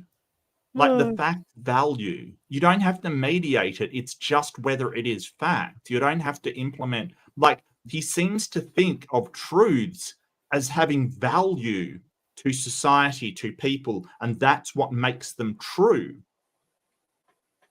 That's an interesting perspective, because to Jordan, his ultimate fallback is always to invoke the fact value problem. But there may be a tell into his thinking here. As a psychologist, he sure is broadcasting his thoughts pretty openly. It's pretty wild.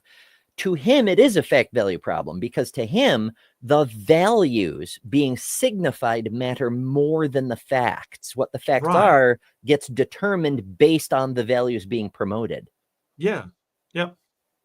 And that's what I'm getting to, that he actually determines what is true and actual based upon the value it has to him. And why is that not wishful thinking? I don't know why that's not wishful thinking. It's kind of a really weird circular way to go about it. Like you're determining things in the past or events that it did or did not occur by its value for that to be true or not to be true. It explains why he's so fond of fascists, because that's fascistic thinking. It's declaring what you want to be true and then making the facts no longer factual line up with that declaration. It's reality by fiat. Because it is useful. Yeah, absolutely. And sort of in a philosophical sense, it's like the argument from consequence. It's like, oh, this is true because it's useful to be true. Because if it's not true, we've got problems. Well, A, I don't think that's the case. And B, that's not an argument for it being true or false. But yeah, he's not answering the question at all. He's just dodging it again and again and again. But it's interesting the way that he describes it, how he arrives at the truth. It's a marvelous insight into his epistemology, or how we understand or why we believe the things we believe. And it seems to be, Jordan goes, well, it's useful. It's handy. It makes things a certain way. Why would we believe that? The resurrection. It's not a value. It's a simple fact. I mean, did a man have intercourse with Mary and produce Jesus? That's a factual question. Yes. It's not a value question.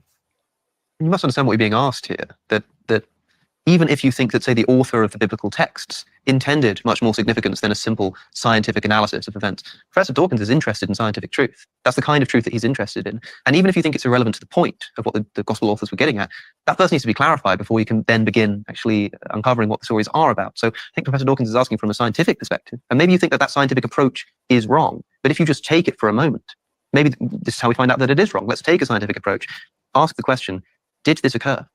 I think that it's inappropriate to use a question like that to attempt to undermine the validity of the entire, what would you say, deep mythological enterprise. It's inappropriate to discuss whether this thing that we're basing our entire civilization on is actually fucking true. Yes. Wow.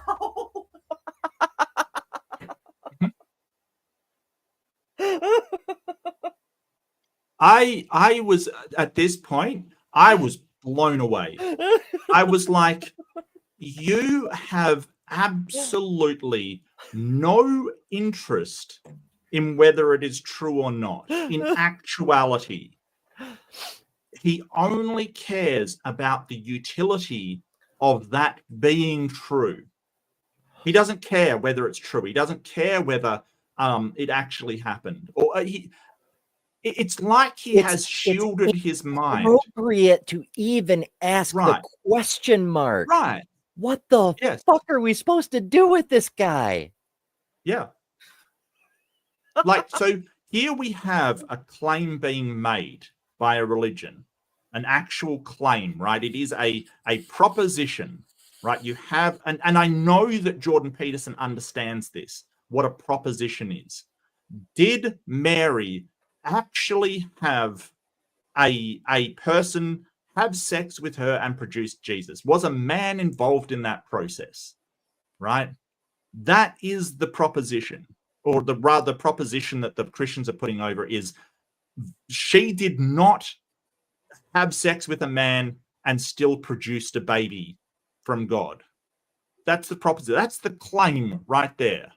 And you're basically saying, well, it's inappropriate to answer it.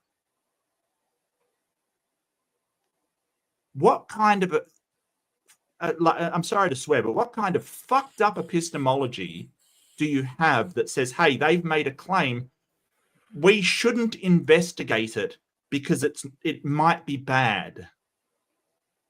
It could have unpleasant implications for our cultural dichotomy of fact valueism. Oh, for fuck's sake. Yeah, like at this point, it is literally willful ignorance. It is saying, I don't want to know. Wow. It's all but an admission that he knows it's false. Yes. And it has to be, because like the underpinning element of it is that there is a God. Maybe not an all-powerful God. Maybe, the God described in the Bible is not all-powerful, not omniscient, definitely not all good. But if you want to claim that God is real, then producing an immaculate conception is certainly within his power. He's powerful enough to do that. Admit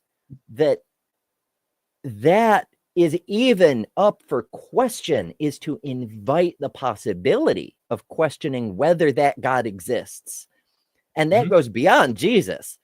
That threatens the entire underpinning religion. But he like, I know that but why is he avoiding the question then? If he truly thinks that it is intrinsic to Christianity, why doesn't he just say, yes, I believe it? It's because he doesn't. Why doesn't he just lie? That's the weird thing that blows my mind with him, Michael Knowles, Matt Walsh. These fuckers lie all the time. Why when backed into a corner like this, do they insist on dancing in tight little circles and telling on themselves?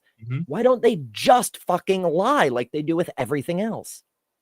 I don't understand. And I'd like to. I think it's because deep down they know that it's a bit ridiculous. It makes them seem a bit ridiculous. Because if you're a person that believes that a girl in Central Middle East got pregnant, and it wasn't just a man knocked her up or she cheated on her husband, it was God that came down and did it. It sounds a bit ridiculous. It's a bit like, what differentiates that from Muhammad splitting the moon kind of thing? It sounds a bit bloody ridiculous. It really does. So I think deep down they know how it sounds. It sounds ludicrous. I have a hypothesis that every religion that intends to produce fundamentalists has to have at least a few ridiculous claims in it, because you have to make your followers look full on in the face something they know is not true and still say to your face, look you in the eye and say, I believe it anyway.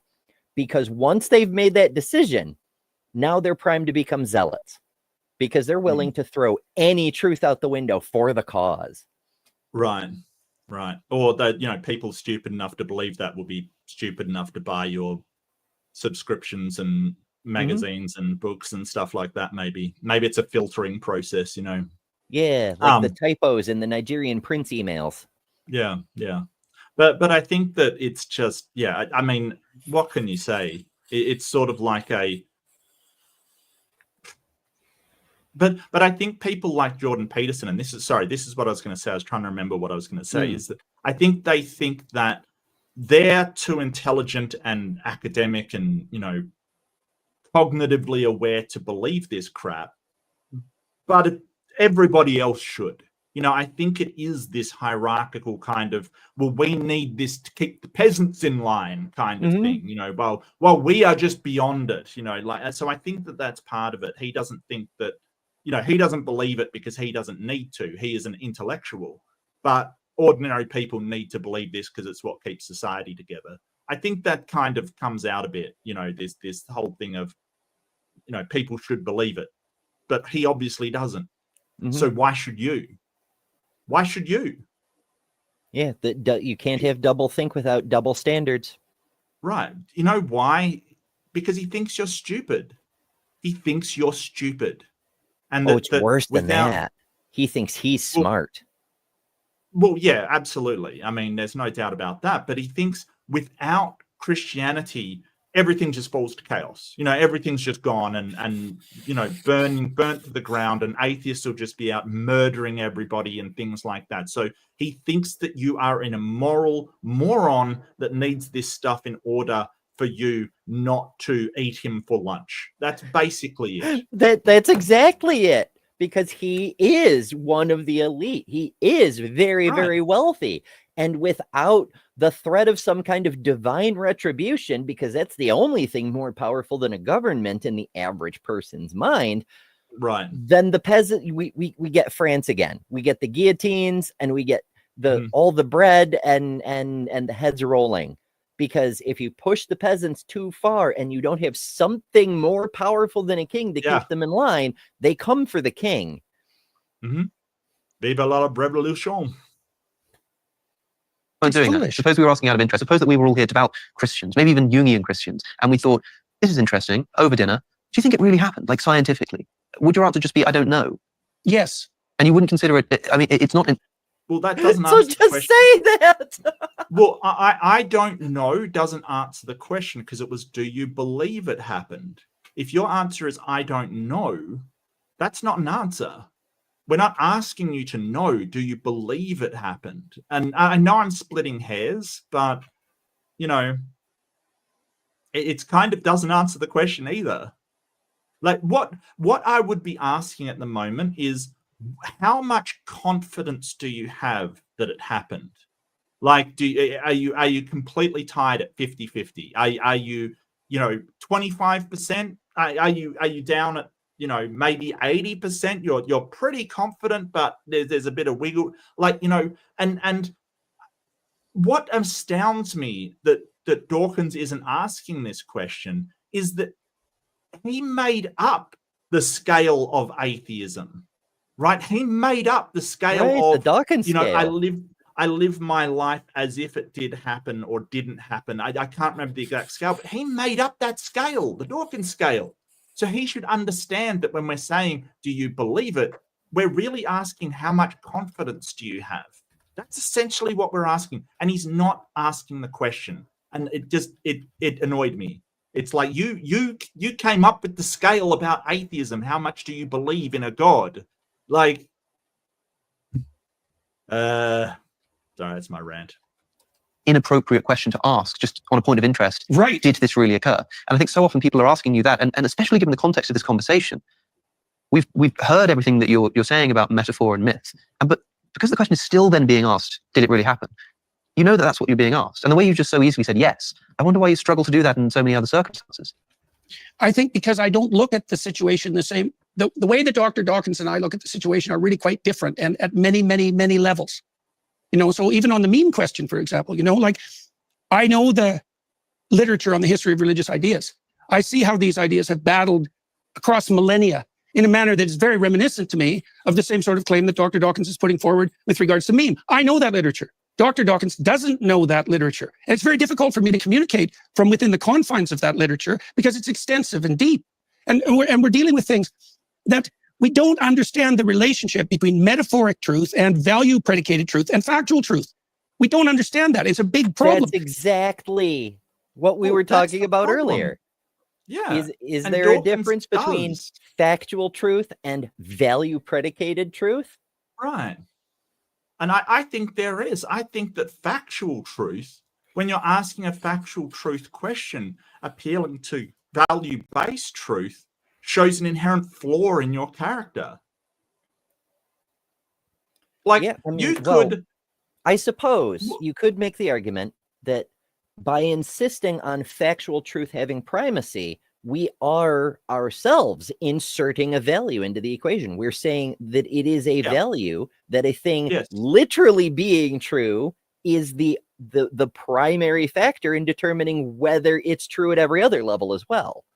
Right. But I think that there is good reasons for having that value of factual truth over value-based truth or sort of narrative truth, as he's kind of describing. I think there is, you know, for instance, if you take the court system, you could say, hey, well, that gangster kind of thing, that person, well, did they actually commit that crime? Did they go in and murder that person? Like, we would never substitute a value-based truth for that. Well, you know, we don't think that happened, but that's a bad person we want off the street, so let's convict him anyway. You know, like that would be like, we're going to assume that is the truth because it has value in society. That is not how we approach that. We want to know the factual truth of it, and our court systems are set up to value factual truth. That is all that's important in that courtroom. Like, value, like whether that person has committed crimes before, it doesn't matter. It doesn't really matter. We kind of do that in reverse. We do. I mean, well, we do it both ways, but most evidently in recent history, the reverse, where we say, oh, well, the person, we have the value of the person being innocent, and so we align the facts. We want that person to, you know, be our president and the emblem of law and order and all of this other crap. And so we're going to take all these convictions and these things he did wrong and just make the facts go away, because the facts, the truth, needs to align with the value we've already dictated. So that's the consequence of Peterson's style of thinking, is we're going to pretend reality doesn't exist to insist on what we wish were true. Well, I guess a lot of people are saying, hey, that's what courts sometimes do. I guess I'm saying that's not what they ought to do. That's not what the you know, the aim of the court is. I'm not saying they're successful all the time. Oh, good night, left-handed Jedi. Take care of yourself, mate. Later, Jedi. But what they're supposed to do is go to the actual fact of the matter, and that's, you know, values. Values should not be important in a courtroom. I'm not saying it doesn't happen. It definitely does. But I'm saying that the system was implemented to try to get at factual truth and not be swayed by value-based truth. That's the whole point of the system. But, you know, it totally has been warped and maligned, and it's problems with the system. But, you know, what I'm saying is that there is an inherent value to having fact-based truth, because if you are willing to implement truth based upon what your personal preferences or what, you know, society's preferences are, you're going to get to negative outcomes eventually. It's, you know, if you're willing to substitute the truth of the matter, you're going to get to negative outcomes, because that will be a prevalent force within your society, whatever is pragmatic at the time. You know, we have problems with studies coming out where people are like, oh, yes, this coffee bean will prevent cancer, or this will do this, or this will do that. And there's a lot of problems with that down the line for people, you know, based upon that. Well, it would be nice if it was true. It would be lovely if it was so. Yeah, I can't get away from this thought that it's wishful thinking, honestly. We cannot, there's no... Yeah, like Austin evidence says, whatsoever. It's partly wishful thinking. It's partly, like you were saying earlier, argument from consequence. It's sloppy intellectualism. Well, interestingly enough, consequentialism, so you have basic consequentialism, right? Like any action is justified by the ends, right? So that's very Machiavellian in its thinking. But most consequentialism is a lot more sophisticated than that. It's a lot more sophisticated. So not every action is justified, like the ends do not justify the means in a lot of cases, kind of thing. So there is a lot more to it than that. And how we look at it is important. I'll leave it for another time. But yeah, I don't see consequentialism as particularly relevant, because to understand consequentialism, especially the more complex parts, you've got to know which actions lead to which consequences, right? You've got to know that ahead of time. So if you start saying, hey, this event didn't happen because of this consequence, and that's wrong, you can't interpret any future actions, right? Because you're basically saying, hey, the consequence of this action led to this, and it's not the truth. It's not in actual fact what happened, right? So you can't going forward make a good evaluation of consequences, because the consequence that you're promoting wasn't actually caused by that event. So yeah, it's a big problem. I bet Peterson's a big fan of Machiavellianism, like the ends justify the means. Which is irrational in its own right, for a similar reason, because you achieve the ends you want, cool, that effectively justifies the means. Say the ends you're looking at are the general peace in most of Europe because of the EU, and the ends that got you there was several horrible world wars. So you're saying world wars are a moral good because it eventually leads to greater unions and stronger alliances. And so you take that as a rational, logical principle of morality, and you try to apply it again, and you start another big fucking war. You don't know it's going to cause another EU to spring up in the place where you try that big fucking war, because they're not actually causally linked. So facts matter. Can we just all agree on that? Like, factual truth matters. We can. It seems Jordan has a different idea. I know, right? From the scientific perspective, that we can orient ourselves in the world merely in consequence of the facts. Sure. And that's a fact. And it's a fact that's been detailed out in great detail in the last 60 years by people from a variety of different disciplines. We have to prioritize the facts. That's a value hierarchy. There may be true and false ways of prioritizing facts, but you can't determine the truth or falsehood of the way that you prioritize facts by making reference to the facts. That's a big problem. Okay, let's talk about that as perhaps a slight detour here, because I think we do need to come back to this Christ resurrection thing. But Professor Dawkins, would you say that underlying the scientific enterprise is a fundamentally unscientific assumption? You can make scientific investigations in the world, but in order to do so, you need to choose what to prioritize. You need to choose what to investigate. You also need to value the truth. You need to have a value and a motivation for doing it in the first place. Those kinds of things cannot themselves be scientifically justified. And so does the scientific enterprise have an unscientific assumption of space? I suppose it does. I mean, I think that maybe just be Jordan and Richard, by the way. Yeah, I'm kind of getting sick of the Dr. Dawkins. I did notice that earlier. It's like, yeah, okay. So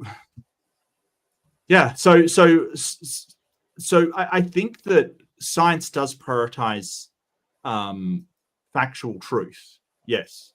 By necessity. Yeah. I mean, and if you apply Peterson's kind of thinking, value first and then fact, if you try that in any kind of experiment, then nothing is repeatable, because you're selecting the outcome you want and pretending the data matches that. So there's no falsifiability, there's no repeatability, there's no science It has to be Right. fact first, or it doesn't work at all. And the fact that it is methodological naturalism, that it is naturalism which deals with factual truths. I guess that's a really weird way of putting it, because truth values don't really come into science at all. But you know, if you want to deal with naturalism, you're talking about things in the material world. Basically, you're talking about things in the natural world, things that are not supernatural. They're only natural. So I don't know how you would apply something like I don't know. It's very weird to talk about that, because the entire idea of science is factual truth. It seems built into it. It seems to be, you know, you can't just go, well, I found a book on somebody saying that bugs were the worst, so therefore, you know, but bugs should be eliminated or something, you know, something horrible like that. Like I don't understand. Would not like that. Yeah, I know. I don't know how we would evaluate that. I don't know how we would do science based on that. And we're not saying that, hey, it's all, you know, science.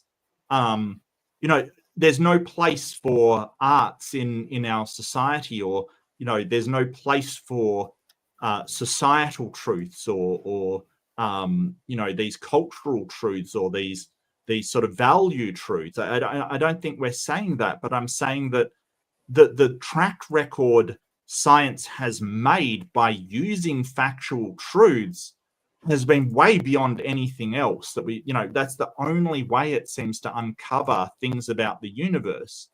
So I don't know how he would justify using value-based truths for discovery, for instance.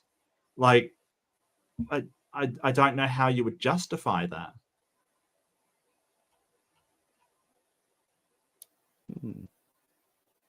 I don't know that he can, but Yeah, I don't know that he you know, he wants cares to. Yeah. yeah, exactly. Yeah. I think that Jordan prioritizes myth and I prioritize fact. And I think myth is kind of vaguely interesting, but it's not the be-all and end-all of my life. I think it's somewhat secondary to scientific fact, the sort of facts that tell us how old the universe is, how old the world is, the history of life, the engineering achievements of landing a spacecraft on a comet. These are the things that science can do. And as I said, the predictions of quantum theory, to come back to that, the predictions of quantum theory, which are verified to a sufficient number of decimal places that it's equivalent to predicting the width of North America to 1 hair's breadth. Now, that is, however difficult quantum theory is to understand, that is what you can get from quantum theory. Now, the mysteries of the Bible, if they are mysteries, aren't in the same league. I mean, they just don't cut it. Yeah, and I agree. I think that mythology and these kind of social sciences are secondary to the hard sciences, to the maths and you know, sort of the engineering and all of these things where we can actually, well, do stuff with them.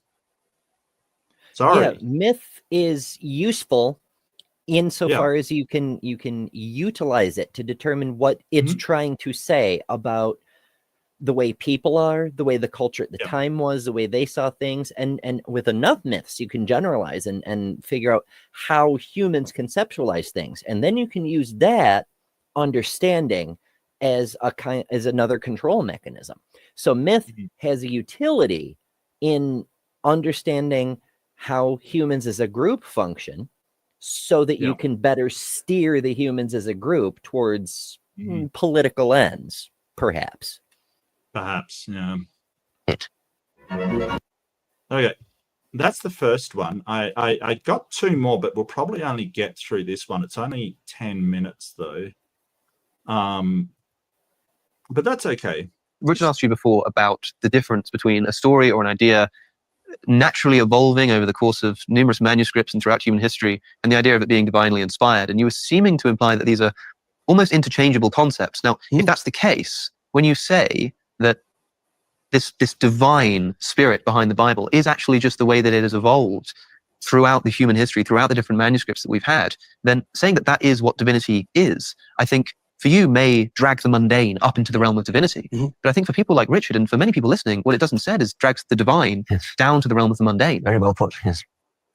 Yeah, he's like a Peterson whisperer. It's incredible actually to watch him at work. He never fails to impress me.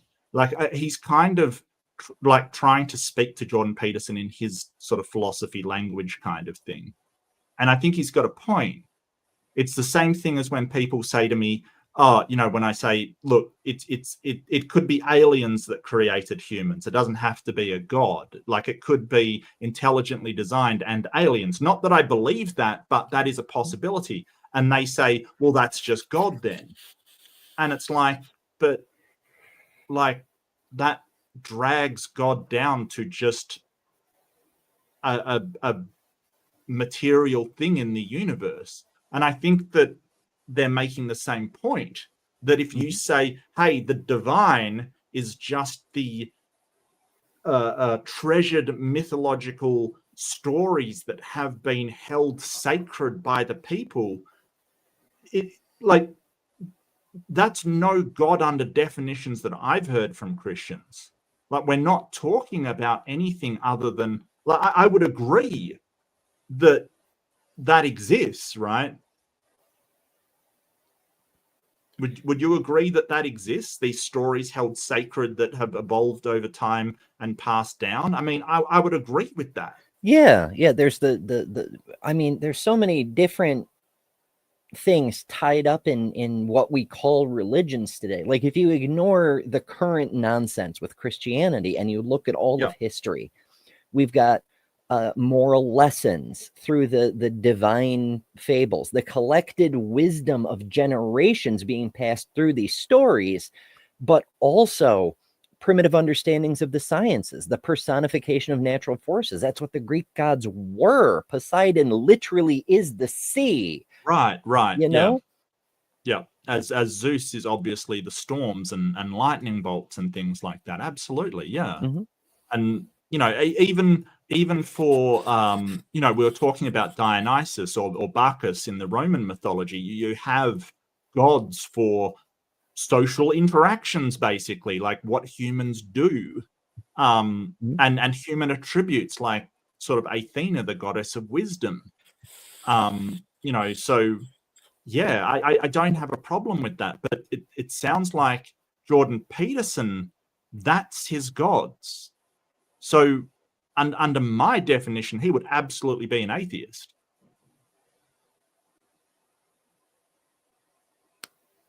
I mean, yeah, I suppose. Well, my definition of a god that I generally use is any transcendent agent that has the sufficient power to circumvent or change any of the laws of, you know, natural laws of reality. And that's generally the way I describe a god, because all of the Greek gods fall into that definition, you know, transcendent being that they could go to Mount Olympus and things like that. You know, they have some sort of other place that they inhabit as well as Earth, and have sufficient power to do something like change a woman into a spider, or, you know, things that would never be allowable in modern nature kind of thing through natural laws. But if you apply that definition to what they're saying, that's not a god. That's just, as O'Connor pointed out, that's a story that has evolved over time, held sacred by, you know, a number of people. It's not a god in my definition. So right. I would love to hear Jordan Peterson define a god. Sorry, go ahead. Yeah, it's a philosophical version of the reification fallacy. This is a book. The book is not the god. Right. And neither is a story about a god. A story about a god is not a god. So yeah, but it doesn't. It seems like Jordan Peterson doesn't care about the difference. He doesn't care. These stories are the god, and that's a weird place to come from. Well, I don't know why it would drag the the divine down into the realm of the mundane. If we're speaking of something like the straight and narrow path of harmony between multiple modes of being, I don't think it doesn't make any difference to me whether it's the material reaching upward or the divine descending downward. I don't think there's any difference between those two things. You don't. That's exactly right. That's the problem. Well, I don't. You don't see the difference. Well, look at it this way. So, for example, in this conversation, you know this to be the case. Like, there's various ways that this conversation could go sideways, right? Seriously, like either of us could try to win. Either of us could try to demonstrate our intellectual superiority, right? Each of us could misrepresent the other. Or we could both try, and I do think we are in fact trying that, and I think Alex is helping along with that just fine. We could try to follow the thread of the exploratory truth and see if we could get somewhere. Now, I don't think there is any difference between that, by the way, and what's expressed in the biblical text as the spirit of the Logos. That's why we have dialogue. I'm very interested in the possibility that truths emerge through evolving manuscripts. Now, that's a very interesting idea, and it's totally different from divine inspiration, and I want to pursue it. Yeah. And so, you know, this whole idea that he has of the conversation that he is having is in the spirit of the Logos, which is the divine to him. But he doesn't think of it any like an actual divine supernatural being. He thinks that it is the divine is something that is just a sacred thing to humans. It's, you know what it reminds me of, Ems? It reminds me of when people point out the shamanistic experience in scientific papers. Have you ever read that one? I don't think I have. It's like a paper on people that have taken mushrooms or some kind of hallucinogenics and describe spiritual awakenings kind of thing. And they describe it much like people who have claimed to have spiritual awakenings kind of thing. But they will point, some people, not everybody, but some people will point to that and say, see that spiritual awakenings and, you know, shamanism and all of these things are real. There's this otherworldly thing. And you're like, yes, but they're not saying that that is an actual spiritual awakening. We're just saying that there are things that people feel that are similar between somebody that is hallucinating and somebody that is having a spiritual awakening. And they're sort of like, but there's no difference. And it's like, but that really just brings down what is spiritual to just a state of mind. Yeah, I don't really care. Now, I've never done mushrooms, so maybe the feeling is very, very different. But I have done a few drugs that create something sort of akin to an epiphany, but they're not the same, because when you're having a chemical experience, it's entirely internal. It's your experience, and you know, maybe you feel like you're floating through the cosmos or something, but it's very much inside. Whereas when you have a, for lack of a better term, a genuine epiphany, a non-chemically assisted one. Now, don't get me wrong, the brain is all chemicals, so they're always chemical, but a traditional epiphany, if you will, it's external. It's feeling like there's more than just you. You're connected with this vast cosmos of which you're a tiny little insignificant part. And depending on the nature of the experience, perhaps you feel the flow of the gravitational forces linking the entire galaxy and the galaxy to other galaxies all the way out to the great attractor, whatever the case may be. Or maybe you hear the roar of the river of time, something just so fucking tremendous that even the way we can conceptualize the concept is just a fraction of its true potency. To me, that is a true epiphany, and drugs don't even come fucking close. No, actually what they found was that people do feel one with the universe kind of thing. That was reported.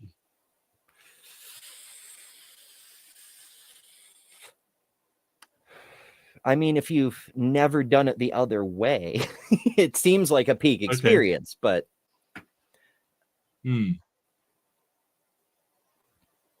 I don't know. I just, yeah, I'm gonna take it in a different direction. I'm gonna say there are orgasms, and then there are orgasms. And some people, they have an experience and they say, oh, that was delightful. That was the most intense experience of that kind I've ever had. That must be an orgasm. And they go about their whole lives and they say, oh yeah, that, you know, I have orgasms all the time, or whatever the case may be. And maybe they do, or maybe they don't ever have any other kind of experience. But then there's other people who have orgasms and they go, oh, no. The thing that you're having, I don't know what the fuck that is, but it is not an orgasm, I assure you. And no, that's fair. I'm not saying there isn't different levels to the intensity of these things. I'm just saying that people interpret the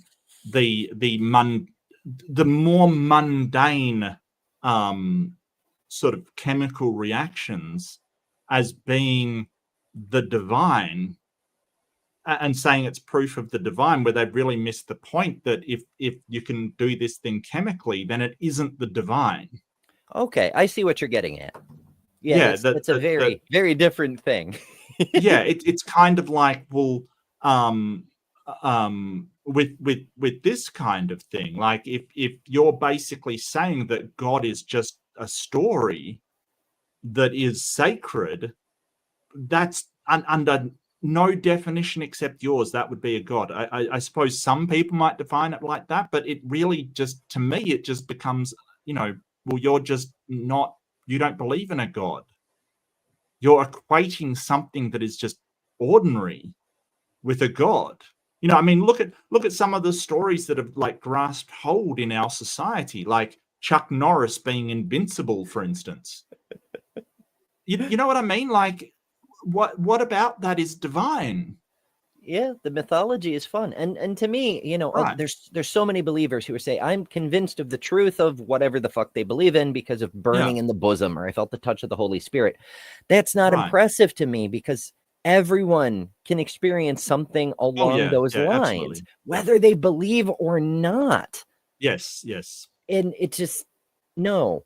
If you want to show me that there's an all-powerful being, I need to see something outside myself. I need to see, you know, my coffee cup be smoked, or a tree grow from nothing before my very eye, or something fucking magic to believe there's magic. Yeah. Because I don't believe in divine inspiration, but I would be prepared to believe in evolving manuscripts. Well, I would say this is why I had set forward the possibility of taking a look, particularly at Mircea Eliade, because that's where you'd find the best work. He's brilliant. I believe that if you studied the history of religious ideas, it's a 3-volume manuscript, or the sacred and the profane, which is probably his single best work, that you'd see profound analogies between the manner in which you've been construing the world biologically, including the trains of thought that led you to the development of the idea of the meme. I really believe that. Well, analogies is one thing, but is it the same thing? I think it's... Well, here's the thing, but when you're saying divine and profane, most people have this idea of supernaturally or mystically sacred and mystically horrible, you know, like mystically wrong. So when you're just saying, hey, it's just these concepts that we understand as biological organisms, you're not talking about the God that everybody else is talking about. Like, if you want to say, hey, the sacred and the profane is related to our biological functions and a deep history of cultural and almost racial memory that sort of has these things there, I don't know what to tell you. That isn't the God that I'm talking about. It isn't the God that most Christians are talking about. Well, what's really fascinating to me with that invocation is the term comes from a French sociologist, the sacred and profane, and in that conceptualization, and remember, Jordan is all about the value of the idea, not the literal truth of the scenario. Right. And in that conceptualization, the sacred is it's the profane is like the basic, the mundane. It's not necessarily something sinful or horrible. It's just right. common. It's just the everyday experience. And the sacred is what's set apart and goes toward, because the person was a sociologist, it goes towards the good of the group. Concepts like unity or well-being or common flourishing, the exact sort of stuff that Jordan Peterson, along with the other folks on the Daily Wire, constantly rail against. Yes. Constantly. Yeah. No, which is ironic. So Jordan Peterson is actually part of the profane. It worse than that, because in the original composition, the profane was just the common. Jordan Peterson is proudly anti-sacred, or in the parlance of the Judeo-Christian tradition, satanic. Yeah. He's anti-God. Wow. Yeah, but that yeah. And I this is sort of, but to me, this is sort of this is just defining God into existence, quite frankly. That's all it is. It's just basically saying, hey, these deep-seated things are God. Okay. It doesn't, yeah. Wow. It's the same. I think, look, I don't know. That's why I'd like your opinion on it. You know, well, seriously. Why are you shouting at him? You're like, that's where the meme came from. You know, that and he's like, well, did it? Is it a direct analogy? Well, I don't know. Like, Jesus Christ, Jordan Peterson, just settle down, dude. Mark, wow. Tell me your opinion. And you see Dawkins lean back like, what are you doing? Like, what are you doing, man? Like, seriously. I know he's just like, it's a complicated question. I've talked to, it's a complicated question. I don't know. I feel like he's just, I feel like he's frustrated that he can't say, hey, no, it's just, I consider God to be a bunch of stories that are held sacred and very important to humans, but he knows he can't because he loses 50% of his audience going, hey, he isn't a real Christian, because they don't think that. They think that the divine and the sacred is a guy that can flood the world and drown everybody or create the universe or do whatever. That's not what they think of as God. I feel like he's kind of stuck, you know, like he has nowhere to go. He is. And it's Christianity's own fault, because they've blown this shit up to the level of absurdity, and it's blatantly obvious absurdity. You know, the Greeks could point at their gods and be like, oh, well, they're not all powerful. They're just really powerful. Right. They're more powerful than us. From our perspective, they may as well be all powerful, but they're not literally all powerful. They have their prescribed domains, and they can do some things and they cannot do other things, and so on and so forth. And that was fine as far as it went. If a god had a failing, it doesn't, it's no big deal. You know, but the Christians have blown their concept of God up so fucking big that you can't admit to any flaw in the facade. Yeah. And you know, the problem of evil, like the Greek gods, they weren't good. They did tremendous things wrong, you know, and absolutely did horrible things to people. They weren't supposed to be good. But the Christian God has to be all good. It's And I think that they've put Jordan Peterson up on a pedestal and made a mistake. They're like, oh, he's a great thinker and a Christian. And now it's like, well, they're just stories. Whoops. Most people don't know both literatures. There's not a lot of people to discuss this sort of thing with. Camille Pelley, I talked to Camille Pelley about this. She studied the work of a man named Erich Neumann. Neumann wrote a book called Origins and History of Consciousness, which is a work of genius, and also another book called The Great Mother, which is a study of the symbolism of the feminine. It's a great book.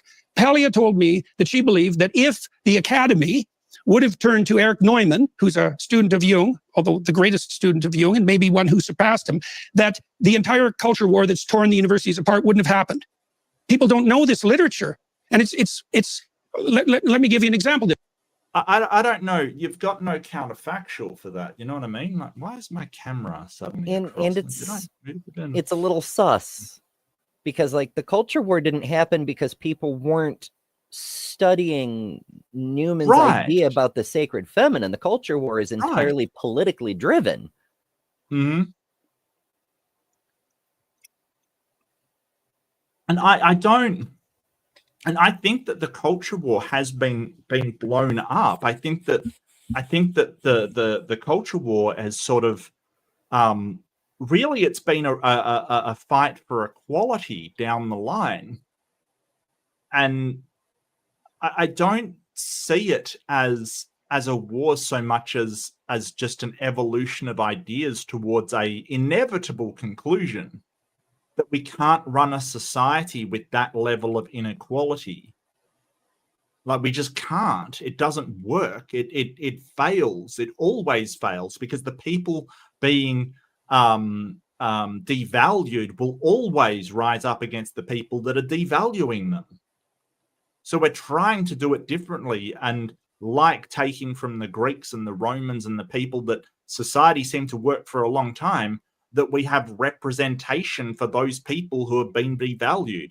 And no, they weren't perfect systems and they didn't work forever, but isn't it worth a try, at least trying something fucking different than oppressing people, inevitably having a rebellion and you know, being forced to either put them down or society crumbling? Isn't there a better option somewhere?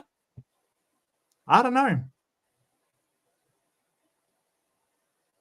You tell me what you think about this. Okay, so I spent a fair bit of time studying the psychophysiology of the hypothalamus. Okay, so the hypothalamus is set up, it's got two halves, basically. One half deals with fundamental motivated states: hunger, thirst, defensive aggression, sexuality, and so forth. And can I just ask what this has got to do with whether God is a sacred story or not? Can I just... Why is a psychiatrist who fancies himself a part-time philosopher describing neurology to a biologist? Is he a psychologist or a psychiatrist? Oh, psychologist. I thought he was I'm always mixing up those terms. To be clear, a psychologist studies behavior. A psychiatrist is a medical doctor with additional training in behavior. Correct, yes. So a psychologist deals with behavioral stuff. A psychiatrist deals generally with brain and brain states, essentially. But, you know, they both have their place. You know, they absolutely both have their place. Oh, for sure. It's just, yeah, why is he explaining this to a and evolutionary psychologist biologist? Studies algae. I learned that earlier today. Oh, phycologist. I haven't heard that one. Yeah. When those areas are dominated, the biologically relevant goal is activated and perceptions are oriented towards that goal. Okay, so now then you might ask yourself, well, what happens if all those biologically motivated states are satiated? And the answer seems to be is that the other half of the hypothalamus kicks in and it mediates exploratory behavior. And so the default structure of the mammalian nervous system is, if satiated or in doubt, explore and gather new information. There's no difference between that and hero mythology. Well, Jordan's kind of telling on himself again here too. Yeah. He's assuming his description of how the brain works is correct. I'll just grant that for the sake of argument. Then the way to keep people from exploring is to make sure that one of their key needs is always not met. And also, for those in the privileged positions where their key needs are met, they and only they get to go start making shit up. Yeah. But getting back to the question of God, really what he's saying is that our idea of God is tied to stories that are fundamental to the biological workings of our brains and how we navigate the world. So the hero's story he's talking about, I think, is kind of, well, you go explore. If all your needs are met, if you're not hungry, thirsty, you know, you don't need to procreate. You go explore for other stuff, and like, yeah, it's a cool thing. It you know, the history of humans. I don't think that's true. I don't think it's true on any. You explore because you perceive it as the most likely way to achieve something that's missing. Like, say, you know, you're Christopher Columbus. You have food. You have the possibility to get a mate and whatever else. But you're never going to achieve the greatness that you were told. So you have to do something great. And there's a whole thing in there, but that's where that drive comes from. It's not because your needs are met. It's because something is lacking. Other people go on their great journey because of something else. They, David from the Bible went out and gathered 200 foreskins just to get laid because that needs being met. So he went and did something heroic as a means to guarantee it. Various things like this. And in literature, a hero's journey, the archetype, which Jordan Peterson is so fond of talking about, these archetypes, the hero in that archetypal system is never the prince on his throne with all his needs met. It's Luke Skywalker in his hut who doesn't want to go because he has to tend the fucking farm. He's got shit he needs to do. The hero is always reluctant. It's always part of the hero's journey, convincing the hero to go.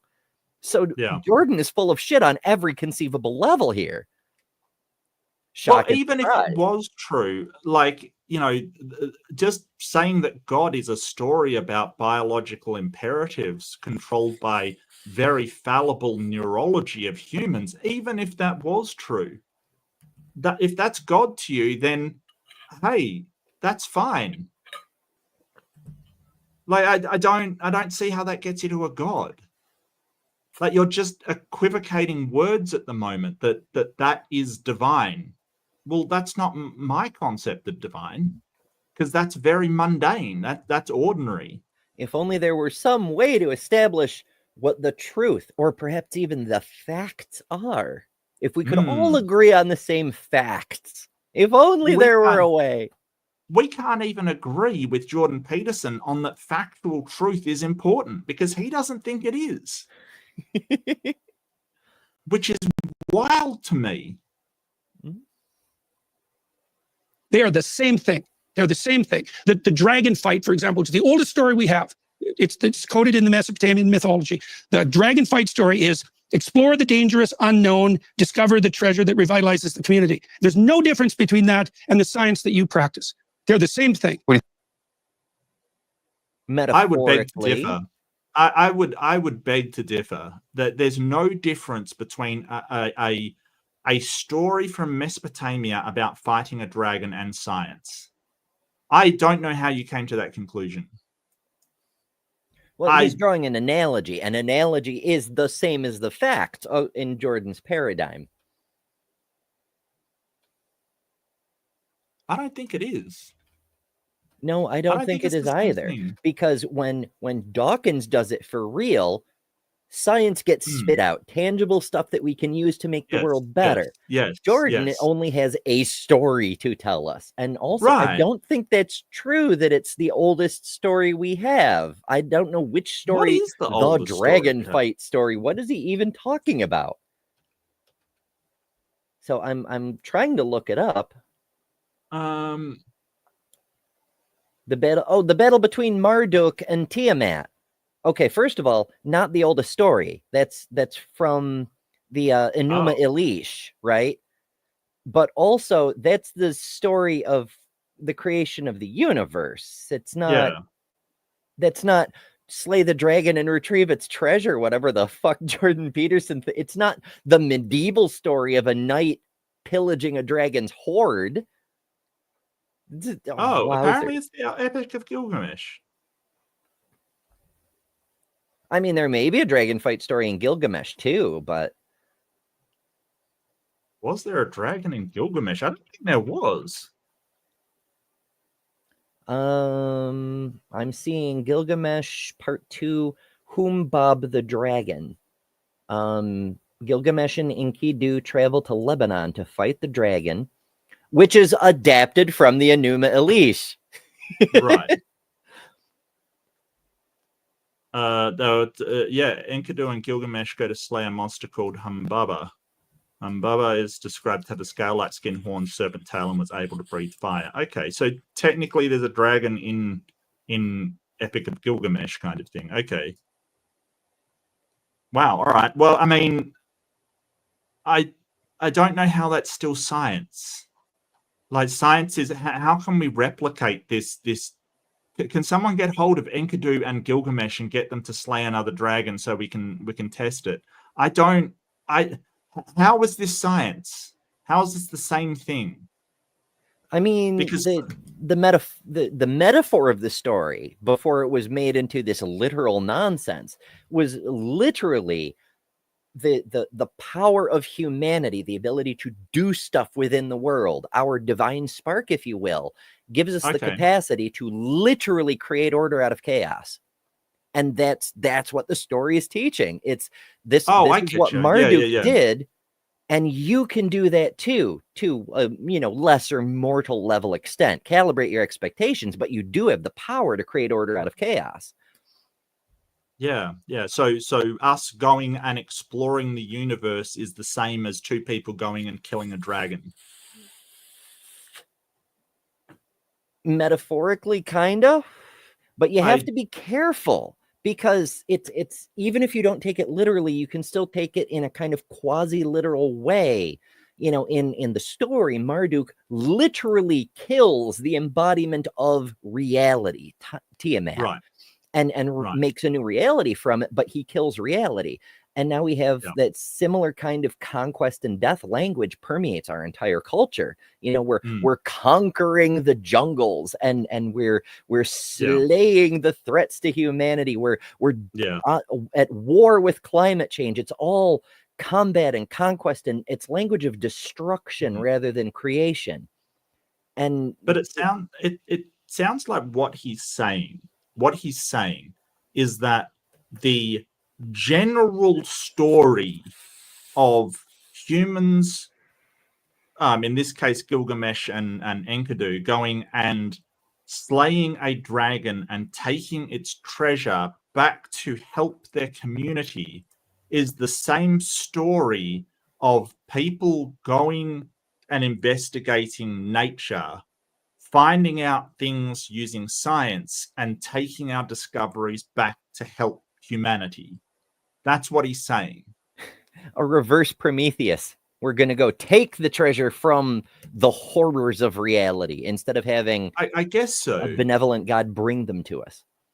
But the whole point is, just say he's right, okay? Just for the sake of argument, say that, yes, it is fundamental in human nature to explore, conquer, whether that be conquering knowledge or experiments or conquering, a fire-breathing lizard. Whatever you're conquering, right? Whatever you're achieving out of your exploration, just say that is fundamental to human nature, to go explore, do your thing, and come back with some kind of something to help everybody, right? The hero returns with the structure of DNA on their back and presents it to the world for all of us to benefit, right? That's the hero's story, which is the analogy that he's trying to make. None of it gets you to a god. Where's the god? It's really fascinating because in the story of Gilgamesh, they're constantly invoking other gods. Well, yeah. But that aside, just because that just say it is a biological imperative. As you've said, I'm not 100% sure it is, but just say that it is intrinsic to humans to explore and bring back things to benefit all the other humans around them, which I think is a largely a human endeavor. We do go explore and bring back things to help the people that we're with. I think that is a thing. Just say that is something that we do. It in no way makes it origin of a god or a god itself or any kind of divine anything. It's just a biological imperative, and one that has caused a lot of damage to, say, the native Australians and the Native Americans and a whole load of people. Like, this isn't necessarily a good thing. Oh, it's, Peterson likes to invoke things without actually knowing what the fuck he's talking about, it seems. Okay. Because as we've been conversing, I've been reading through that particular story from Gilgamesh. Yeah. And Gilgamesh and Enkidu, they decide they have to go beat the dragon, because being the king of Uruk isn't enough fame and glory. They need to go beat the dragon for eternal fame and glory. And so off they go. It's for their own fame is why they do it, not to benefit their civilization or anything. And they get there, and you know, the gods are involved in all of this and that. But the main thing is they fight the dragons. When they bring their weapons to bear, the dragon says, "Spare my life, Gilgamesh, and I shall make trees grow in the land of Uruk, as many as you like, and you shall have timber for houses, for palaces, and for ships, and a great forest shall protect your shining city from invaders." Sounds good. And then they kill the dragon anyway, because fame is more important than human well-being. Yeah, nice. Yeah, that's a lovely message. Yeah, that's a lovely message. So yeah, I don't think science and this thing is on a par, because most scientists will never be famous, and they don't make the most money, and they really, you know, work for the benefit of humanity with too little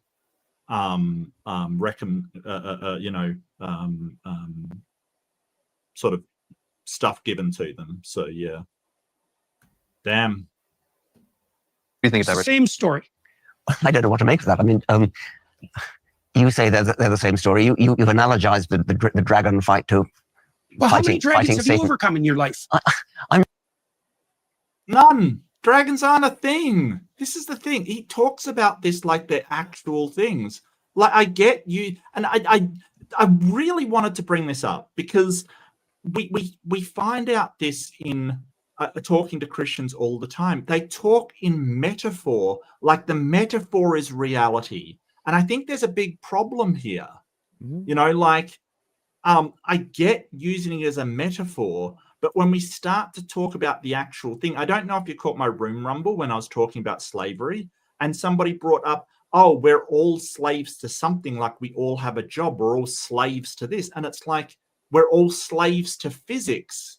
And I'm like, look, I get talking about, well, I'm a slave to physics as a metaphor, but you know, that's a metaphor. It's not an actuality. We're not talking about that.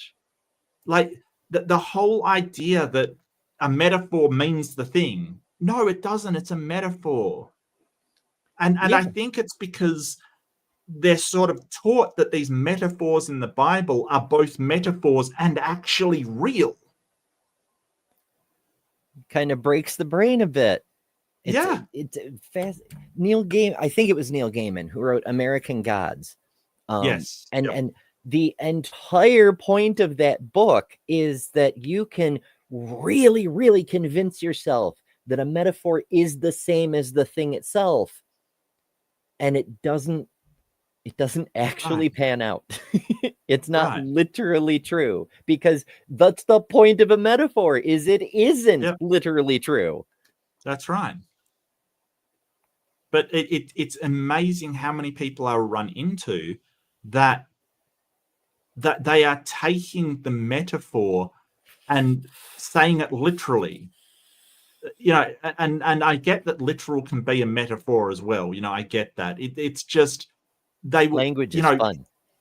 Well, but when we're talking about the actual reality of things, using metaphor doesn't work. It's just a metaphor. We've got to stop thinking that just because we can imagine it metaphorically, then it is in actuality true. Like I said, truth is contextual. Something can be metaphorically true, and in actuality, like in factually, is factually untrue. That can be a thing. But really, we want to get to the factually true, and Jordan Peterson doesn't want to go there. No, he wants to obfuscate. Yeah. I'm not interested in dragons. I'm interested in reality. Yeah. Okay, so let's. Okay, so I read a book a while back that described the biological reality of the dragon. Say, well, there's no such thing as a dragon. It's like, okay, is there such a thing as a predator? Of course. Well, that's a meta category. What's the category of predator? Bear, eagle, if you're a primate. Fire? Is fire a predator? No. Well, it's complicated because a fire kills you. Okay, so is it though? Is it a fire a predator? No, of course it isn't. So he's just pointing out things that are dangerous to humans as predators.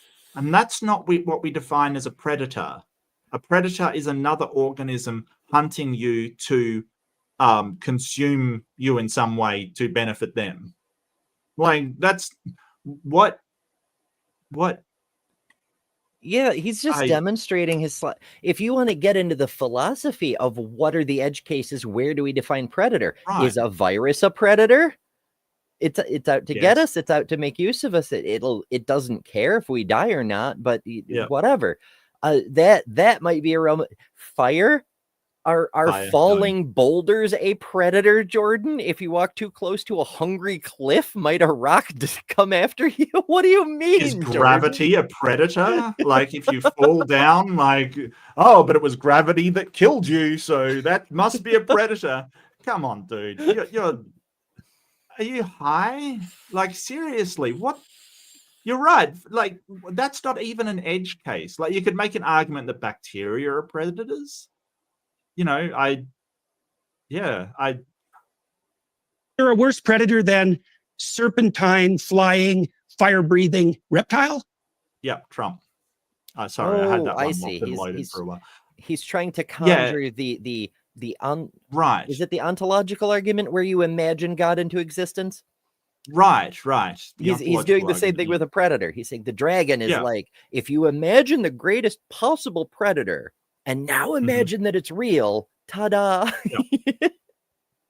But it doesn't exist. And I can imagine a more frightening predator than that, and that's flesh-eating bacteria that we're now aware of. Like, we don't have a lot of predators nowadays because we've sort of eliminated them, minimized them, or in some way alleviated our concern of them. So, no, I don't like, but he's asking whether dragons are in actuality real, and you're conjuring this metaphor. It's baffling. Is this wild just to me? I mean, it's just like, yes, but dragons are not real. Oh, but you should believe in them because there are things that are dangerous. Yeah, but dragons are not real. Yes, serpents are real. Yes, eagles are real. Yes, these things are real, but dragons aren't. It's like saying, well, Bigfoot, is Bigfoot real? Well, there's large people and there's hairy people and there's people that live in the wilderness. If you put them all together, it makes a Bigfoot. Are you high? Seriously. Is that not the imagistic equivalent of predator? So in what way, if predator is real, in what way isn't dragon real? In actuality, reality. I give up on this fucking guy. In what way is dragon not real? In reality, it's not real. So we talk about reality. What is reality? What makes something real and what makes something not real? Okay, and I think that from my point of view, and what I would say is that real things have some kind of causal connection to other things, right? So a real thing is my coffee mug. If I drop it, it's going to impact the ground. If I push it, it'll be pushed in return, aka sort of physics kind of thing. If God is real, he'll at least have some causal connection to doing stuff, right? So that is what is real. It has a causal relationship. What Jordan Peterson is describing has no causal relationship. It's in the imagination. It's why we say, hey, that cartoon character isn't real, but the film that it's on is real. The images are real, but the character itself is not. Because while the comic book, like the actual physical comic book, has causal relations to everything else, the character can't cause anything. It can't be the cause of anything because it's not real. So that's where I would disseminate it, that in what way is it not real? It has no causal relationship with anything else. Yeah, this is like the granddaddy of all category errors. It's It's like saying there are firefighters, there are military service members, there are paramedics, there are heroes. Heroes is a real category, and Spider-Man is a hero. So in what way is Spider-Man not real? Because if heroes are real, then all possible conceptions of what heroes might be must also be real, right? No, Jordan, you need to go back to kindergarten and learn how to like separate fact from fiction again. My guy. And this is a thing that I wanted to bring up. Theists not able to distinguish between reality and fantasy. And you get that a lot. He is a theist. Right. You get this a lot with idealists. They're like, well, because I can imagine this, then it must exist. And it's like, no. I ran into this on the line. Somebody was saying, because we can imagine infinity, then God must be real and he's the infinite. And it's like, well, just because we can imagine something doesn't make it actually real. I can imagine a paradox, but that literally cannot exist in reality. It cannot.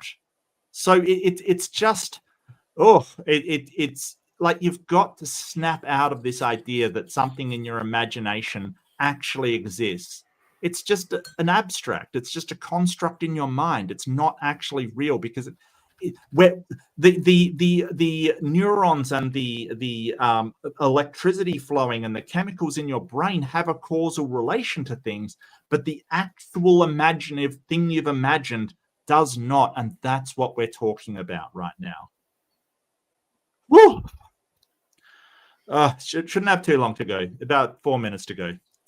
Take that much imagination to see the identity, and then wouldn't the fundamental task of edible primates be to figure out how to overcome the dragon forever? I don't know why you say dragon. I mean, we have lions, we have tigers, we have saber-tooths, we have tyrannosaurs out there. Right, but why not abstract? Because it's for the same. Because the abstract can't eat you. Well, in an abstract kind of way. Like the abstract concept of, student loans can devour you financially. That's a metaphor. Now you've watched too much Jordan Peterson. You're just clearly metaphor. Yeah, I know. If it's metaphorical, it's got to be happening. No. When I'm saying eat you, I mean actually physically devouring your body for sustenance. And student loans can't do that because they're abstractions. They don't have a mouse to eat you with. And yeah. So yeah, I'm really, this is where language is fun. We can make metaphors and make words mean other things. But that is just, it's just sophistry. It's just making words mean different things in order to come across. Like he knows full well that Dawkins means what is actually there in reality. And he's just doing more metaphors. Mm-hmm. Why not the dragon? Because believing in dragons is stupid, because no dragon is going to come to eat you. What, should we invent dragon-proof windows? Why? What if windows already are dragon-proof and that's why we think there's no dragons? Oh, that's clever. I like that. I like that. Yeah. Yeah, and then I can boast that I have dragon-proof windows. Hell I mean, yeah. have you ever seen a window broken by a dragon? That's right. Checkmate, anti-dragonists. Same reason that we have the term predator. Like we have the term bear, lion, Komodo dragon.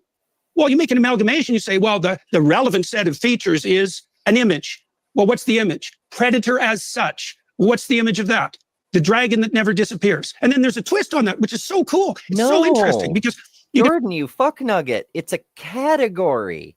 We're saying all these things have a thing in common, so we're going to put them in a category for when we want to talk about all of them.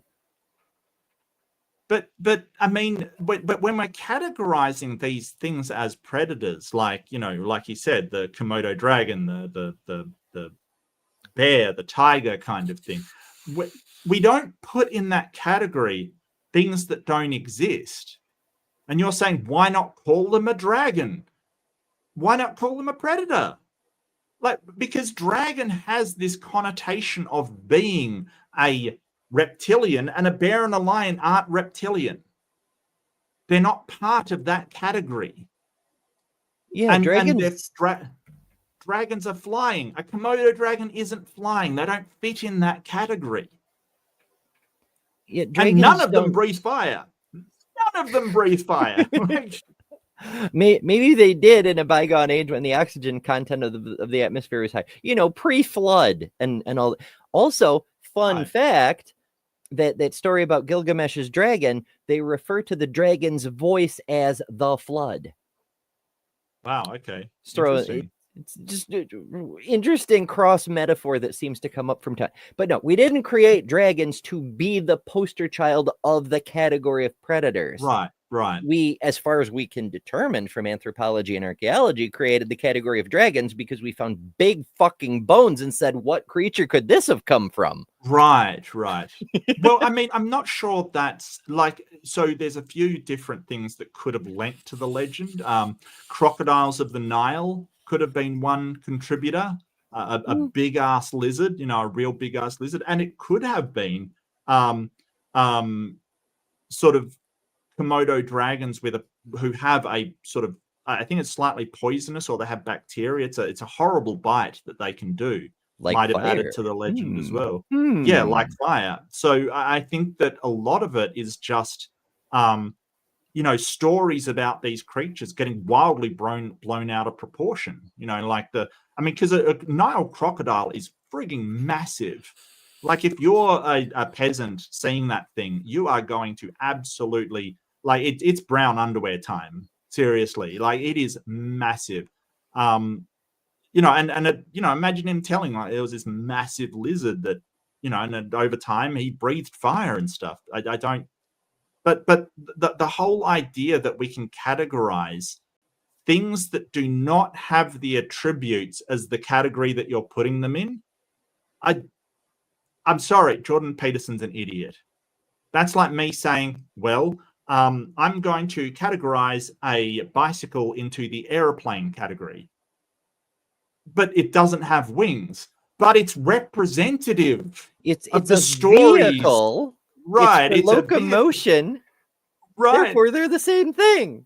Right. No, that's not how we categorize things. They've got to have the attributes of the things they're being categorized into. So predator isn't necessarily reptilian. It doesn't necessarily have wings. It doesn't necessarily breathe fire. But a dragon has all three of those things.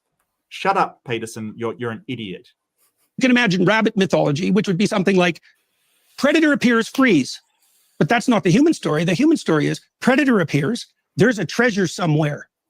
Right? That's a completely different pathway of evolutionary significance. Like, the way that we construe the world isn't freeze like predator. It's like, oh, there's a predator. Maybe there's something valuable lurking in our conflict with it. Our sticks and our spears that enable our fragile bodies to stand up against the dragons of the world. There are no dragons of the world.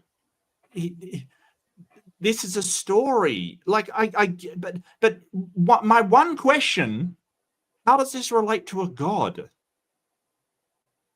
That was the original topic. It's astounding how fast this guy gets off topic. He's like doing intentional, IT I think. Maybe, but it's like doing IT support for a 70-year-old. Like, you're talking about his router, and then suddenly he's off telling you where his grandkids go to school. Like, it's insane. Yeah, it's that Shelbyville clip from The Simpsons that I no longer have the button to play the damn thing. But it's funny. It's very funny. It's like Vic mentioned in the chat, where's the treasure shit come from? I was thinking a similar thing. I'm like, is he playing too many RPGs where, maybe. If you see a monster, instead of going, oh, that monster's dangerous, I might die, you kill it because it might drop some epic loot. Might get the loot. Oh, this Tyrannosaur was carrying a breastplate +5 for some reason. How wonderful. Well, he seems to reference it against the Epic of Gilgamesh, but as you pointed out, they did that for fame and recognition, not for treasure. Yeah, they're in fact, they rejected treasure. Right. Well, in a metaphorical sense.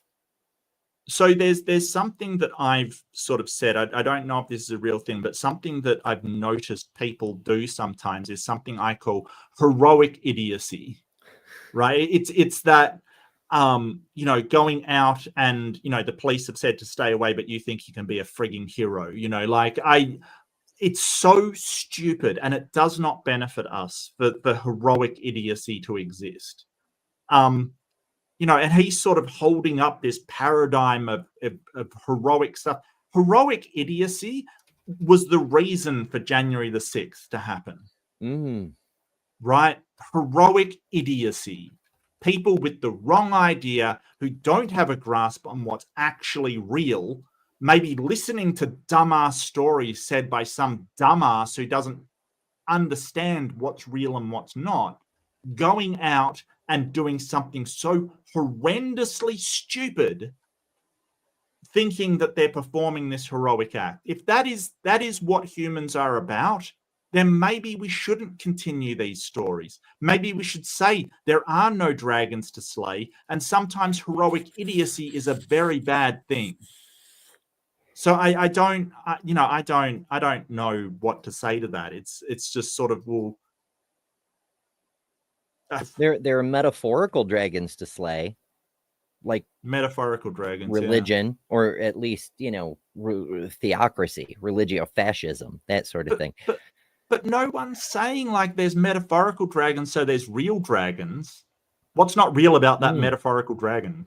Well, to mix my metaphors, what I worry about is that we're not actually chasing a dragon, that we're tilting at windmills.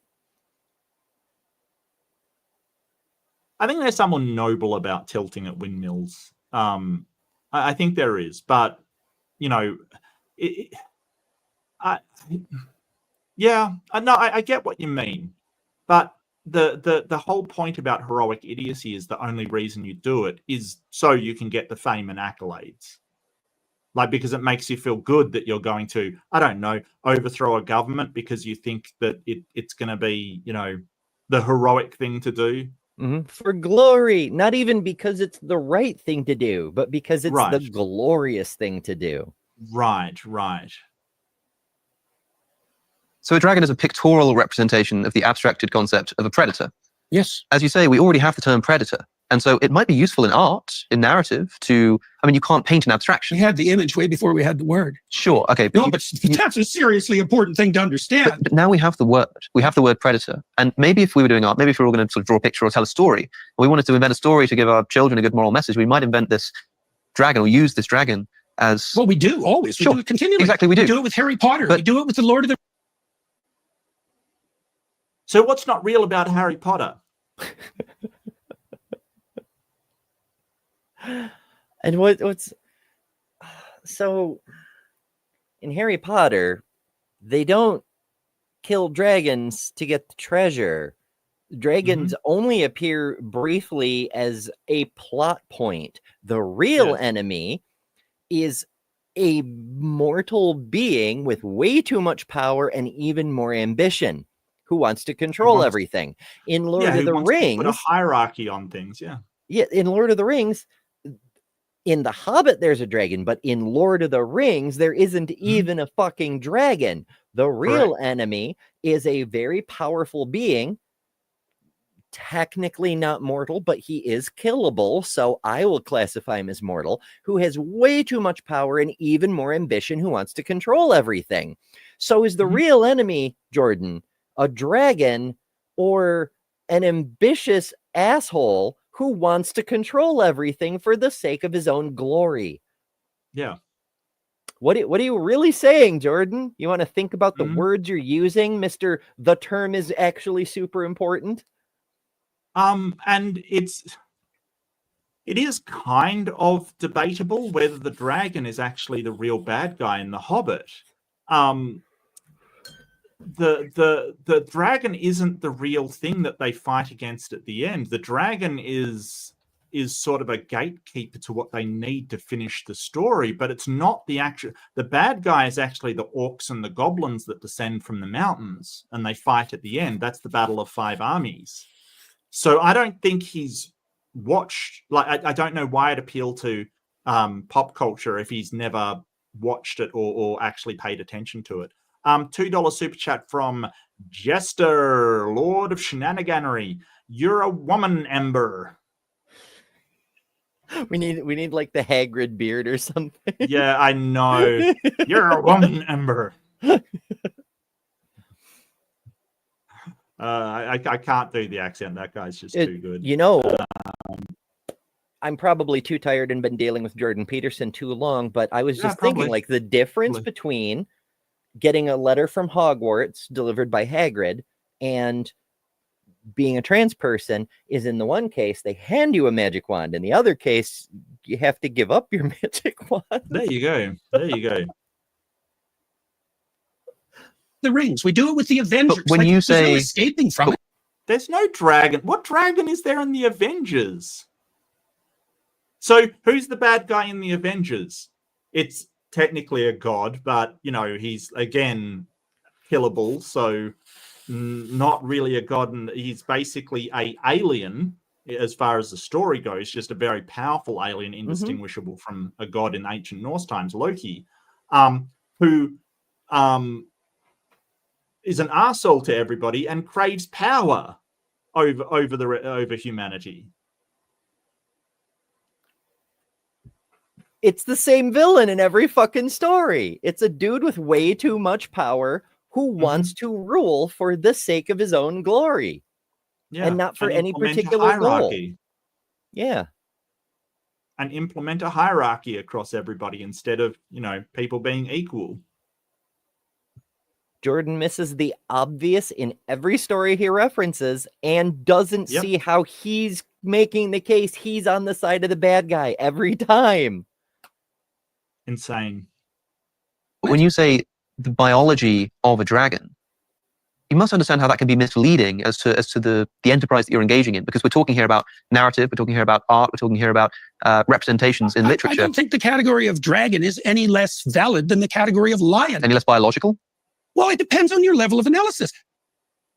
No, it doesn't. We're talking about a biological, an actual analysis. Like, there's no anatomy of a dragon.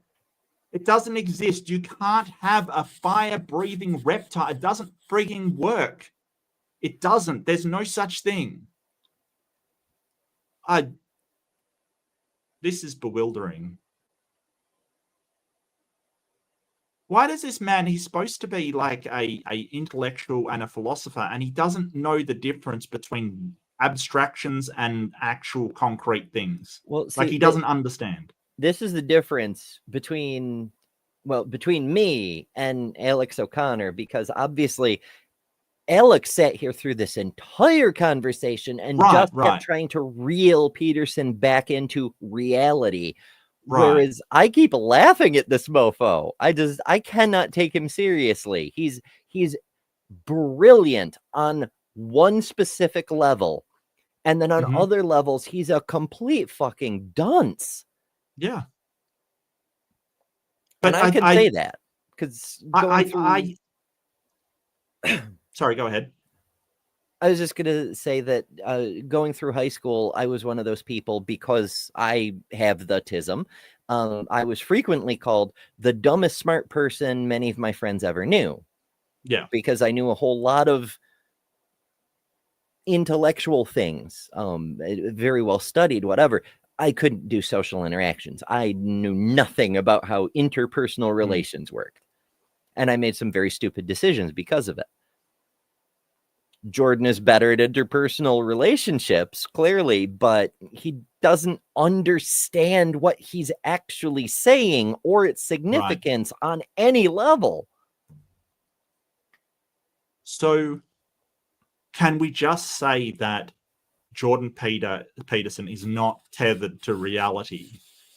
Like, he just is not considering what is real and what is not. He is projecting his fantasy onto reality. He's trying to wishful thinking his way out of reality, which I think kind of indicates that he acknowledges on some level that he is tethered to reality and he doesn't like it. Yeah, or maybe he refuses to think in a down-to-earth way. Like he thinks maybe if he can think things in a very ephemeral way or a very abstract way. I don't know. I wouldn't like to guess his motivations, but it seems like he is not willing to admit there is a difference between an abstract concept and something tangible in reality. Yeah, he thinks you can reification fallacy anything for any reason at any level. Crazy.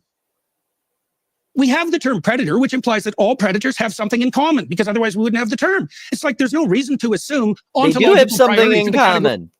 They do. They all predate on other things. That's what the word means, Jordan. Yes, but dragon doesn't have things in common, right? Like you're saying, hey, it's serpentine. Yeah, but serpents don't have wings. Oh, it's got wings like the eagle has wings. Yes, but serpents don't have those.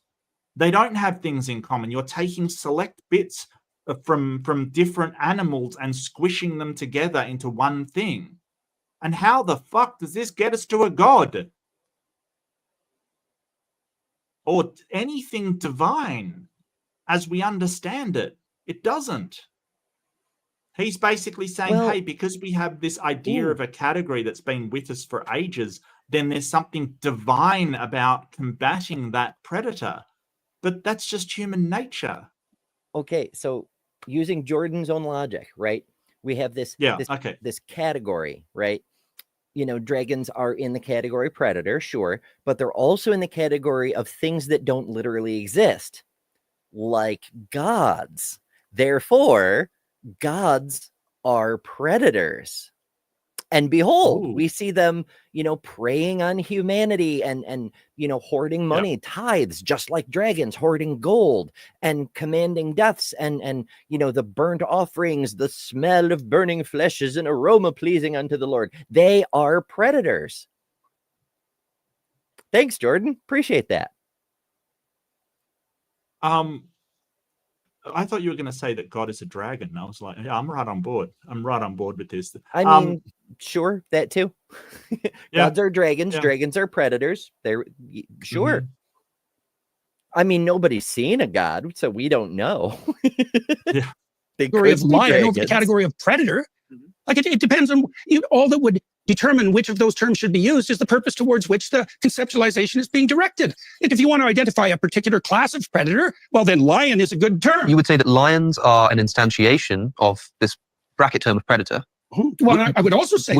Yeah, but the problem is that when you say, hey, and you point at a lion and say, hey, that's a dragon, meaning a predator, there are entailments to applying that category, that it is reptilian, that it has wings and it breathes fire, the categories that you said yourself, because that's what's understood by dragon. This guy is really trying to make his dragon being equal predator really work, because if you point at a lion and say that's a dragon, people will say no. And what do you mean by yes, if you're using it as a metaphor, I get it. But if you're using it as a biological term, it's wrong. It's wrong.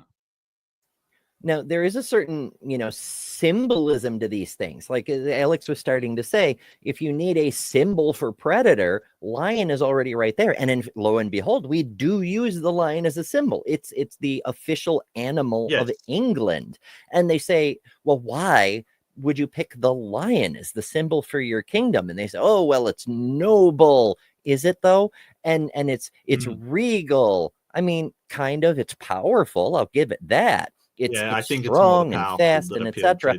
And it will eat your face because it's a predator, just like the monarchy. But that's a whole other thing. We see dragons too, though. Dragons are on the Welsh flag, and unfortunately, dragons, much like Welsh sovereignty, don't actually exist.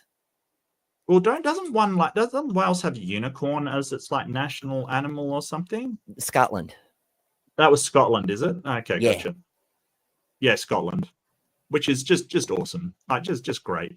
Oh, for sure. Would you therefore say that a lion is an instantiation of the Brack term of dragon? Yes. Yes, because and Alex O'Connor is looking at the lion is a dragon. Okay. Who needs there's an actual biologist in the room, and he's like, oh yeah, Yes. lion is a subspecies of dragon. Yeah. Sure. Like, as a metaphor, I'm fine with like a dragon being like a lion that you have to, like, you're a tribal guy back, you know, 1,000,000 years ago, and that lion is a metaphorical dragon that you've got to overcome to get to the water hole or whatever, or to the tribal land. I get that. But he is equating it with an actual fire-breathing, flying fucking reptile. No, a lion is not that. This is just stupid. This is stupid. We're learning a bunch of interesting things, though. We're doing that analysis thing. I mean, that's what we do, is analysis. But we're like getting deep into the cracks of Jordan Peterson's weirdly smooth brain. It's and this is what I mean. He's got to be able to learn to distinguish fantasy, metaphor, abstractions from fucking reality.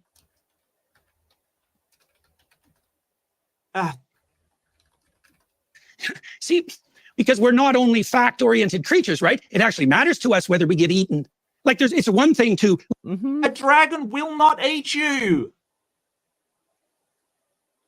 Only a metaphorical dragon, which also happens to be a lion, and in that case, you can say the lion will eat you. This is the thing: you are creating a broad category that the lion doesn't fall into, because your category was a serpent, an eagle, and a what was the third one? Like some kind of other beast kind of thing. Like, it doesn't fall into that. It doesn't. Fucking hell.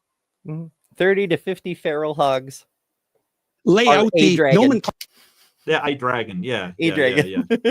Yeah, trying to paint my roof falling off the ladder and breaking a leg is a dragon. Like, it's just what the hell? You know, well, the next time I fall and break a bone, I'll say a dragon got me. and don't forget that part of this is fire. So if I have an oil fire on my stove, it's a fucking dragon. Mm-hmm. Jesus Christ, it's just so dumb.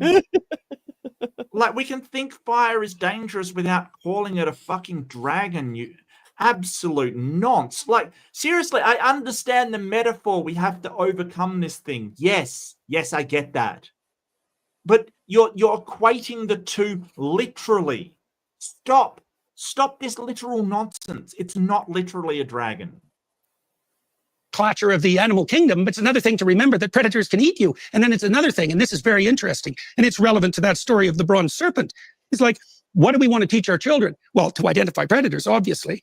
Well, what do we want to teach them more profoundly? What attitude they should take towards the eternal fact of the predator? And the attitude they should take is something like the courage to voluntarily confront, and not to run away, and not to hide, and not to freeze. Yeah, you try that with a fucking bear, dude. You are dead. Like, how you survive a bear attack is literally making a lot of noise if it's a black bear, but if it's a grizzly, you better just lay down and hope it loses attention on you, because you're not winning that.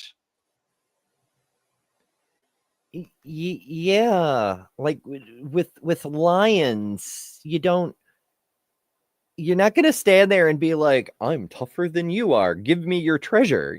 What the fuck do you mean, Jordan? And okay. In fact, he's not teaching that either. Like, we do want to teach our children to avoid predators and to not get eaten, but he's not conveying this message of you should stand and fight to something that could come eat you, like the onrushing American theocracy. For metaphorical example, he's saying you should cower and obey. That's the message he's actually trying to push. So, okay. Yeah. It's so mutually contradictory. I want to speak from a place that has a hell of a lot of snakes. A lot of snakes. We don't teach people if they see, and especially children, if they see a snake, they should confront it. No, you idiot. That's not what we teach them. What we teach children exactly. Let's go kill the snake. No, you leave that thing alone. You make plenty of noise when you're walking. Avoid walking through brush. And if you see a snake, leave it alone. Do not try and provoke it. Do not. Because seriously, you will end up in this country, you will end up dead. There are snakes in my area which can kill you. You don't fuck with snakes. And that's what we teach all of the Australian kids. You know what? I remember that, what was it? What's that pig? Peppa Pig? An episode was banned in Australia because Peppa Pig made friends with a spider. And that was banned in Australia because kids were being taught to go and interact with spiders. And we teach our kids, do not go anywhere near a spider. Don't do it. Don't even look at it wrong. Just avoid it completely. He's a moron, an absolute moron. And this kind of stuff is dangerous because the last thing you want to teach a kid where there's venomous spiders and venomous snakes is, oh, go and kill it. Get your stick and go and kill it. That's how children die. You idiot. And not to casually demonize, but to assume that in the combat with the eternal predator, an eternal treasure might be found. And that's exactly what you do with. Yeah, like death. That's an eternal treasure. Eternal peace. That's what you'll find. From a Christian point of view, yeah. Trying to take a stick to Australian snakes. That's what you're going to find. You fucking idiot. You know it or not, when you teach a child to be courageous, and we know from the psychological literature that generalizes, and I do think it's identical with the mechanism of learning in human beings. Richard asked you before. Yeah, and that's it. So yeah, completely terrible advice. Look, if you're in Europe, if you're in America, I suppose like you've got rattlers and stuff, don't you? Like you've got we've got a few and stuff. Yeah. So it's not exactly good advice there either.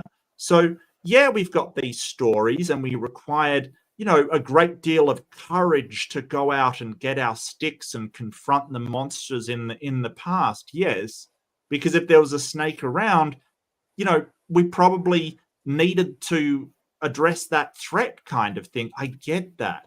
But we don't live in those times anymore. We really have to stop teaching children to go piss off a snake and rather go get an adult to get animal services for someone who has the knowledge to deal with the snake.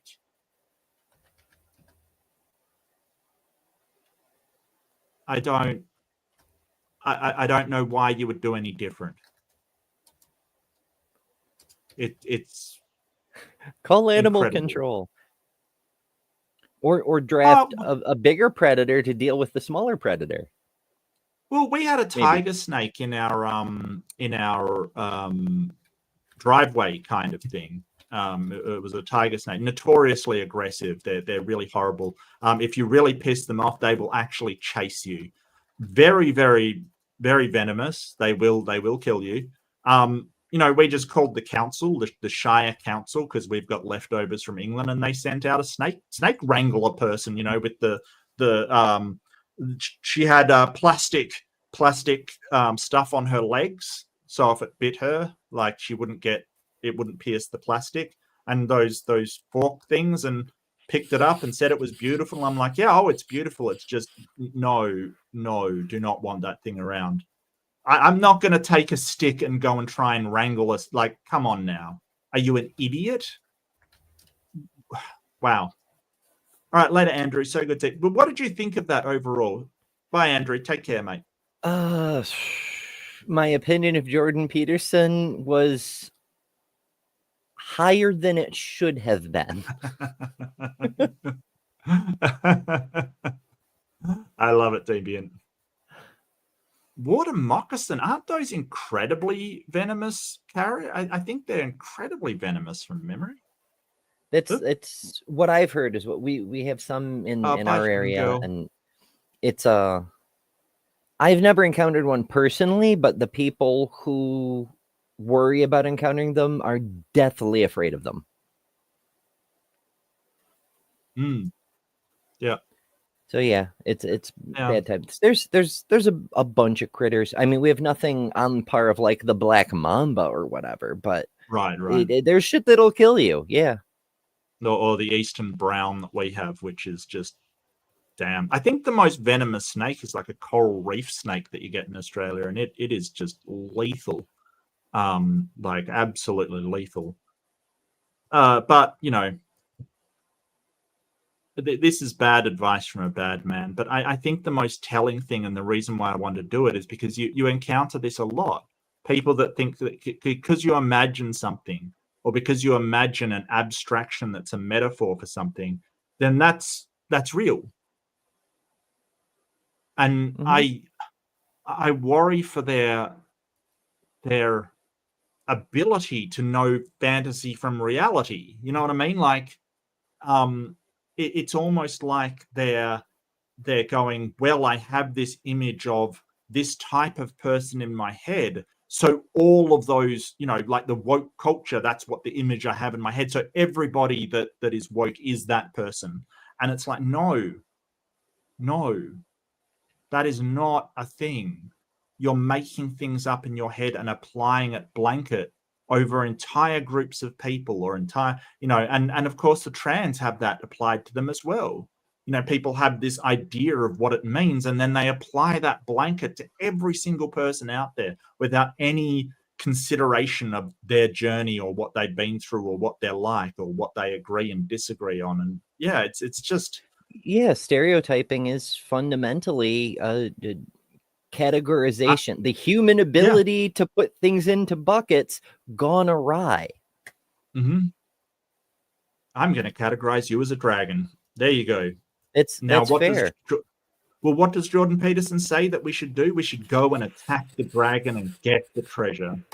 It's a lovely way to enable people to think of other people as others, as those people who are lower on the hierarchy, and even people outside the hierarchy who are a threat. And I think that you see it a lot, especially this illegal immigrant talk we had before the election. You know, there's threat. There's this threat. There's this danger, and you've got to combat it. And it's just, ew.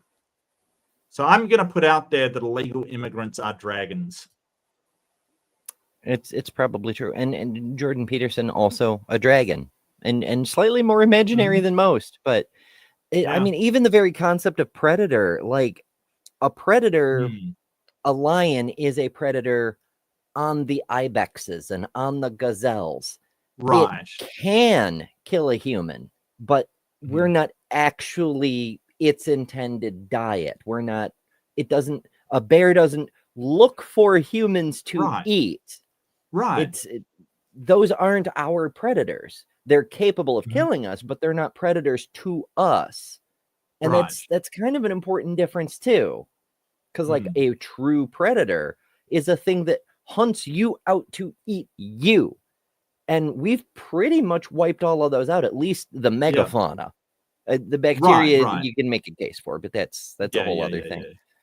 Well, I mean, I think wolves used to be our predators. Like wolves used to predate humans. I think that's the same sort of thing, is they can kill us, but they don't really seek us out. Right. Well, like I think they were over more interested in what we had with us, like, you know, our herds of sheep and shit, which is how we tamed them in the first place. Yeah, that's true.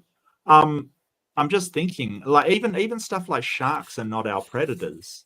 Like sharks are not out to eat humans. They just mistake us for seals a lot of the time, who they do predate.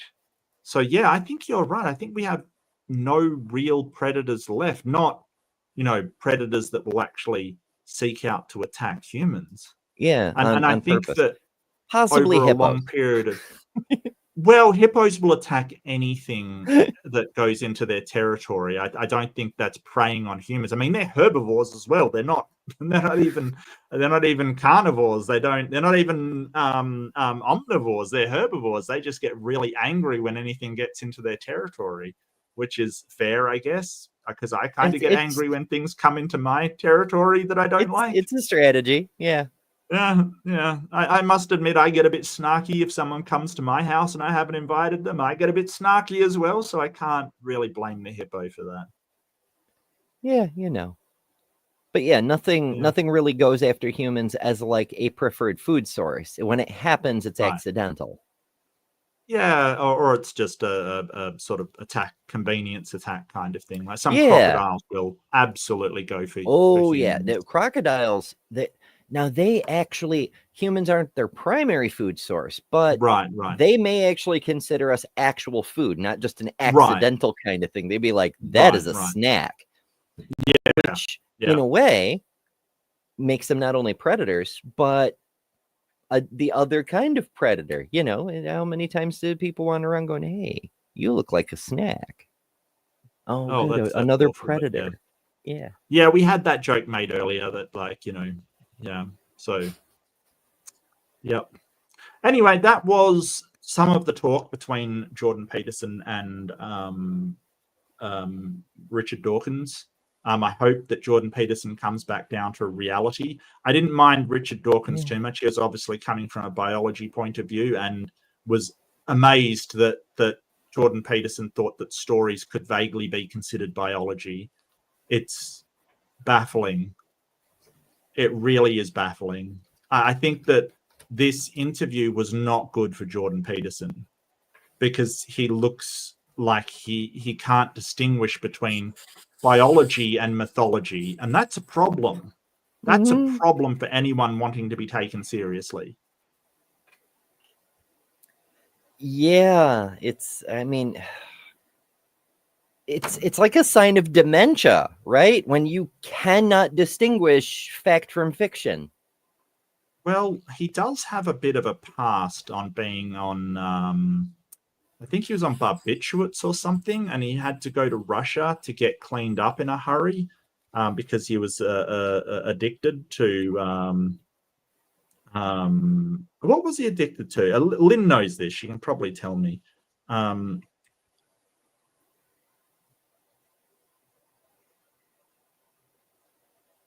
benzos. It was benzos. So he basically and so his withdrawal symptoms were incredibly problematic. So he wanted to do a more or less experimental cleanup, and they wouldn't perform it in America. So he went to Russia to do it. And I think he it really messed him up a little, to be honest with you. Those benzos are no joke. They are absolutely sort of, really addictive.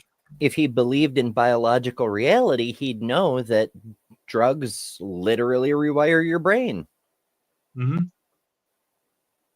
So I don't know. I hope he's off of it. I hope he's staying off of it. I hope that I think his wife got sick. So yeah, no, that's kind of horrible. No, I don't think benzos are an opioid. I think they're just benzodiazepam. Clonazepam, long-acting. Oh no, it is a benzoopioids. Okay, I'm not 100% sure then. Look, I'm not a doctor. I don't know, but I know that he was on them, which is kind of terrible because he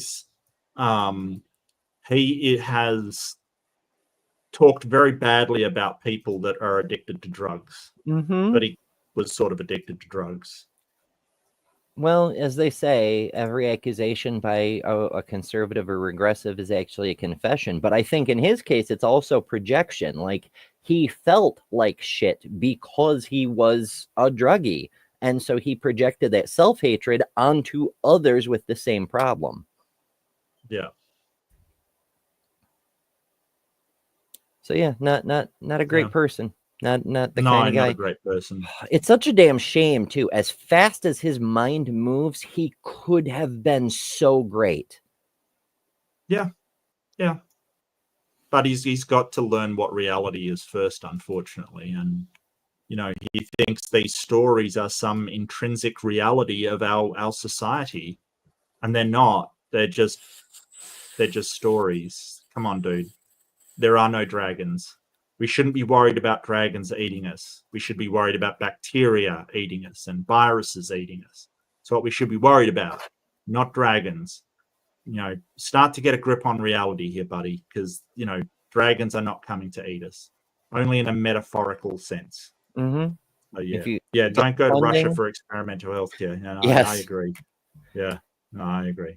Give your funding to actual medical scientists, not the guys in armor chasing dragons to try to get a new +5 broadsword. And if your psychologist believes in dragons, get a new psychologist is all I can say. Because seriously, nope. I'm getting my mental health care from somebody that doesn't believe in dragons. Thank you. Unless you happen to be Harry Potter, and then it's fine. Okay, then it's fine. What have you got coming up, Ems? What have you got going on? I want to know. Not all that much, TBH. Working, making preparations to flee the country if necessary. Working more. Oof. Do you think that will be necessary? Do you think, like, what's your criteria for fleeing the country? Well, there's a few key triggers, like, if the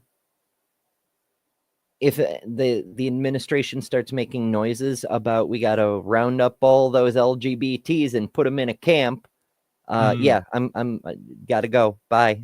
know. Okay, no, there's a few things, something. So just red flags kind of thing. Yeah, I got you. Yeah. Yeah, like, I'm so torn on it because part of me is like, we've seen this before. You need to get out before they take charge and slam shut the borders. But another part of me is like, they're made of incompetence and they're mostly hot air. So it may not actually be necessary to go. Yeah. And I'm kind of torn between those two things because they're both true. It is optimal for safety reasons to get the fuck out before they have the chance to do anything.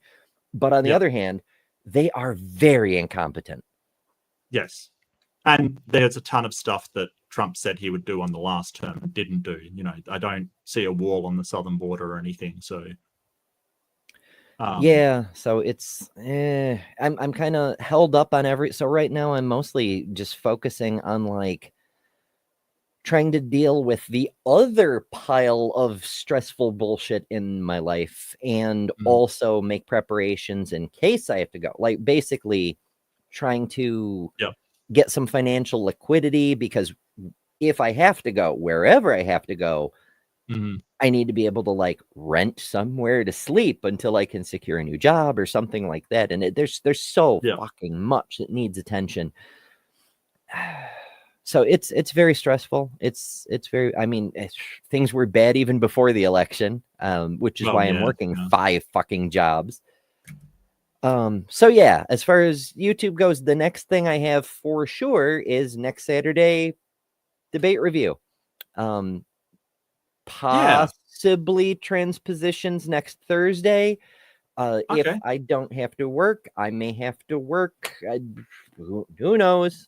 It's and yeah, that's I'm gonna try to, if I get it'd have to be random. I can't schedule it in advance, but I'm gonna try to do a live stream at some point.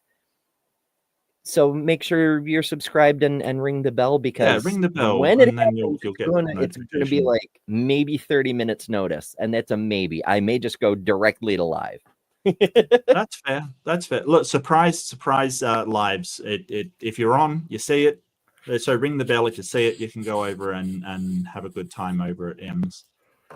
I've got a after show coming up, which I'm very excited about. The amazing Austin Sims is going to be debating Kent Hovind, and I've agreed to do the after show because I like Austin Sims, and it seems like a fun time. So that's going to be an open room, so anyone's allowed to join. We want to keep on topic, but apart from that, we'll just hang out, talk about what happened, talk about what's going on. I think if you don't want to watch the debate, I get that, but I think Austin is going to put it up on his channel eventually when he can sort of manage it. So if you do want to wait for that, that's totally understandable. I'm just trying to find your channel, Austin. Give me 1 second, my friend.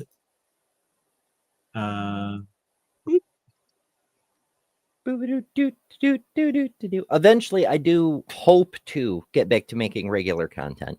On the many channels that I've started and now no longer have the time or energy to develop, but someday. Yeah, I so like to go think check of it out as like a Austin. big pause.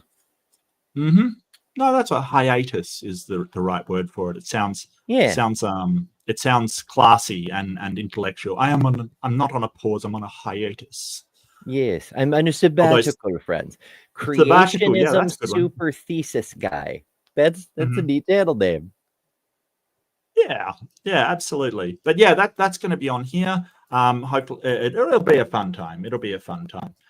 Hopefully, we'll get some other regulars like AJ and Ian Chen if he's available to come on and give us their perspective. Should be a great time. Apart from that, Fundamentalist Fails is on Friday. Just did a great one about the Canadian missing the children that sort of were lost to the native Canadians, which I had no idea about, and I feel a bit more aware of the divide between native Canadians and the sort of English descendants a bit more, which is understanding is always the key to sort of communicating with people. So yeah. But I think that's about wraps it up. If you haven't hit like, please do. It helps me a great deal. I want to say thank you for watching. Thank you to everybody out there. It's been great to see you. And this has been interesting. We'll be back over at Ember's next week. And Ember will get to choose the debate at last, because I've actually cheated her significantly out of choosing debates by just sheer coincidence. Really, it wasn't a thing. It was just we happened to be doing two-parters for a while. So we want to switch back, maybe do some more two-parters where I have the hind end of the horse, if you will, on that. So yeah. But thanks everybody. Do take care. Do you have anything more to add? Do you have anything more to go through? All good. Yeah. That's stay safe. Stay hydrated. Yeah. Be nice to people. Be nice to each other. Even if you disagree with how much Dawkins deserves to be called an asshole. Yeah. So be kind to yourself, be kind to each other, and I'll see you in the next one. Bye-bye.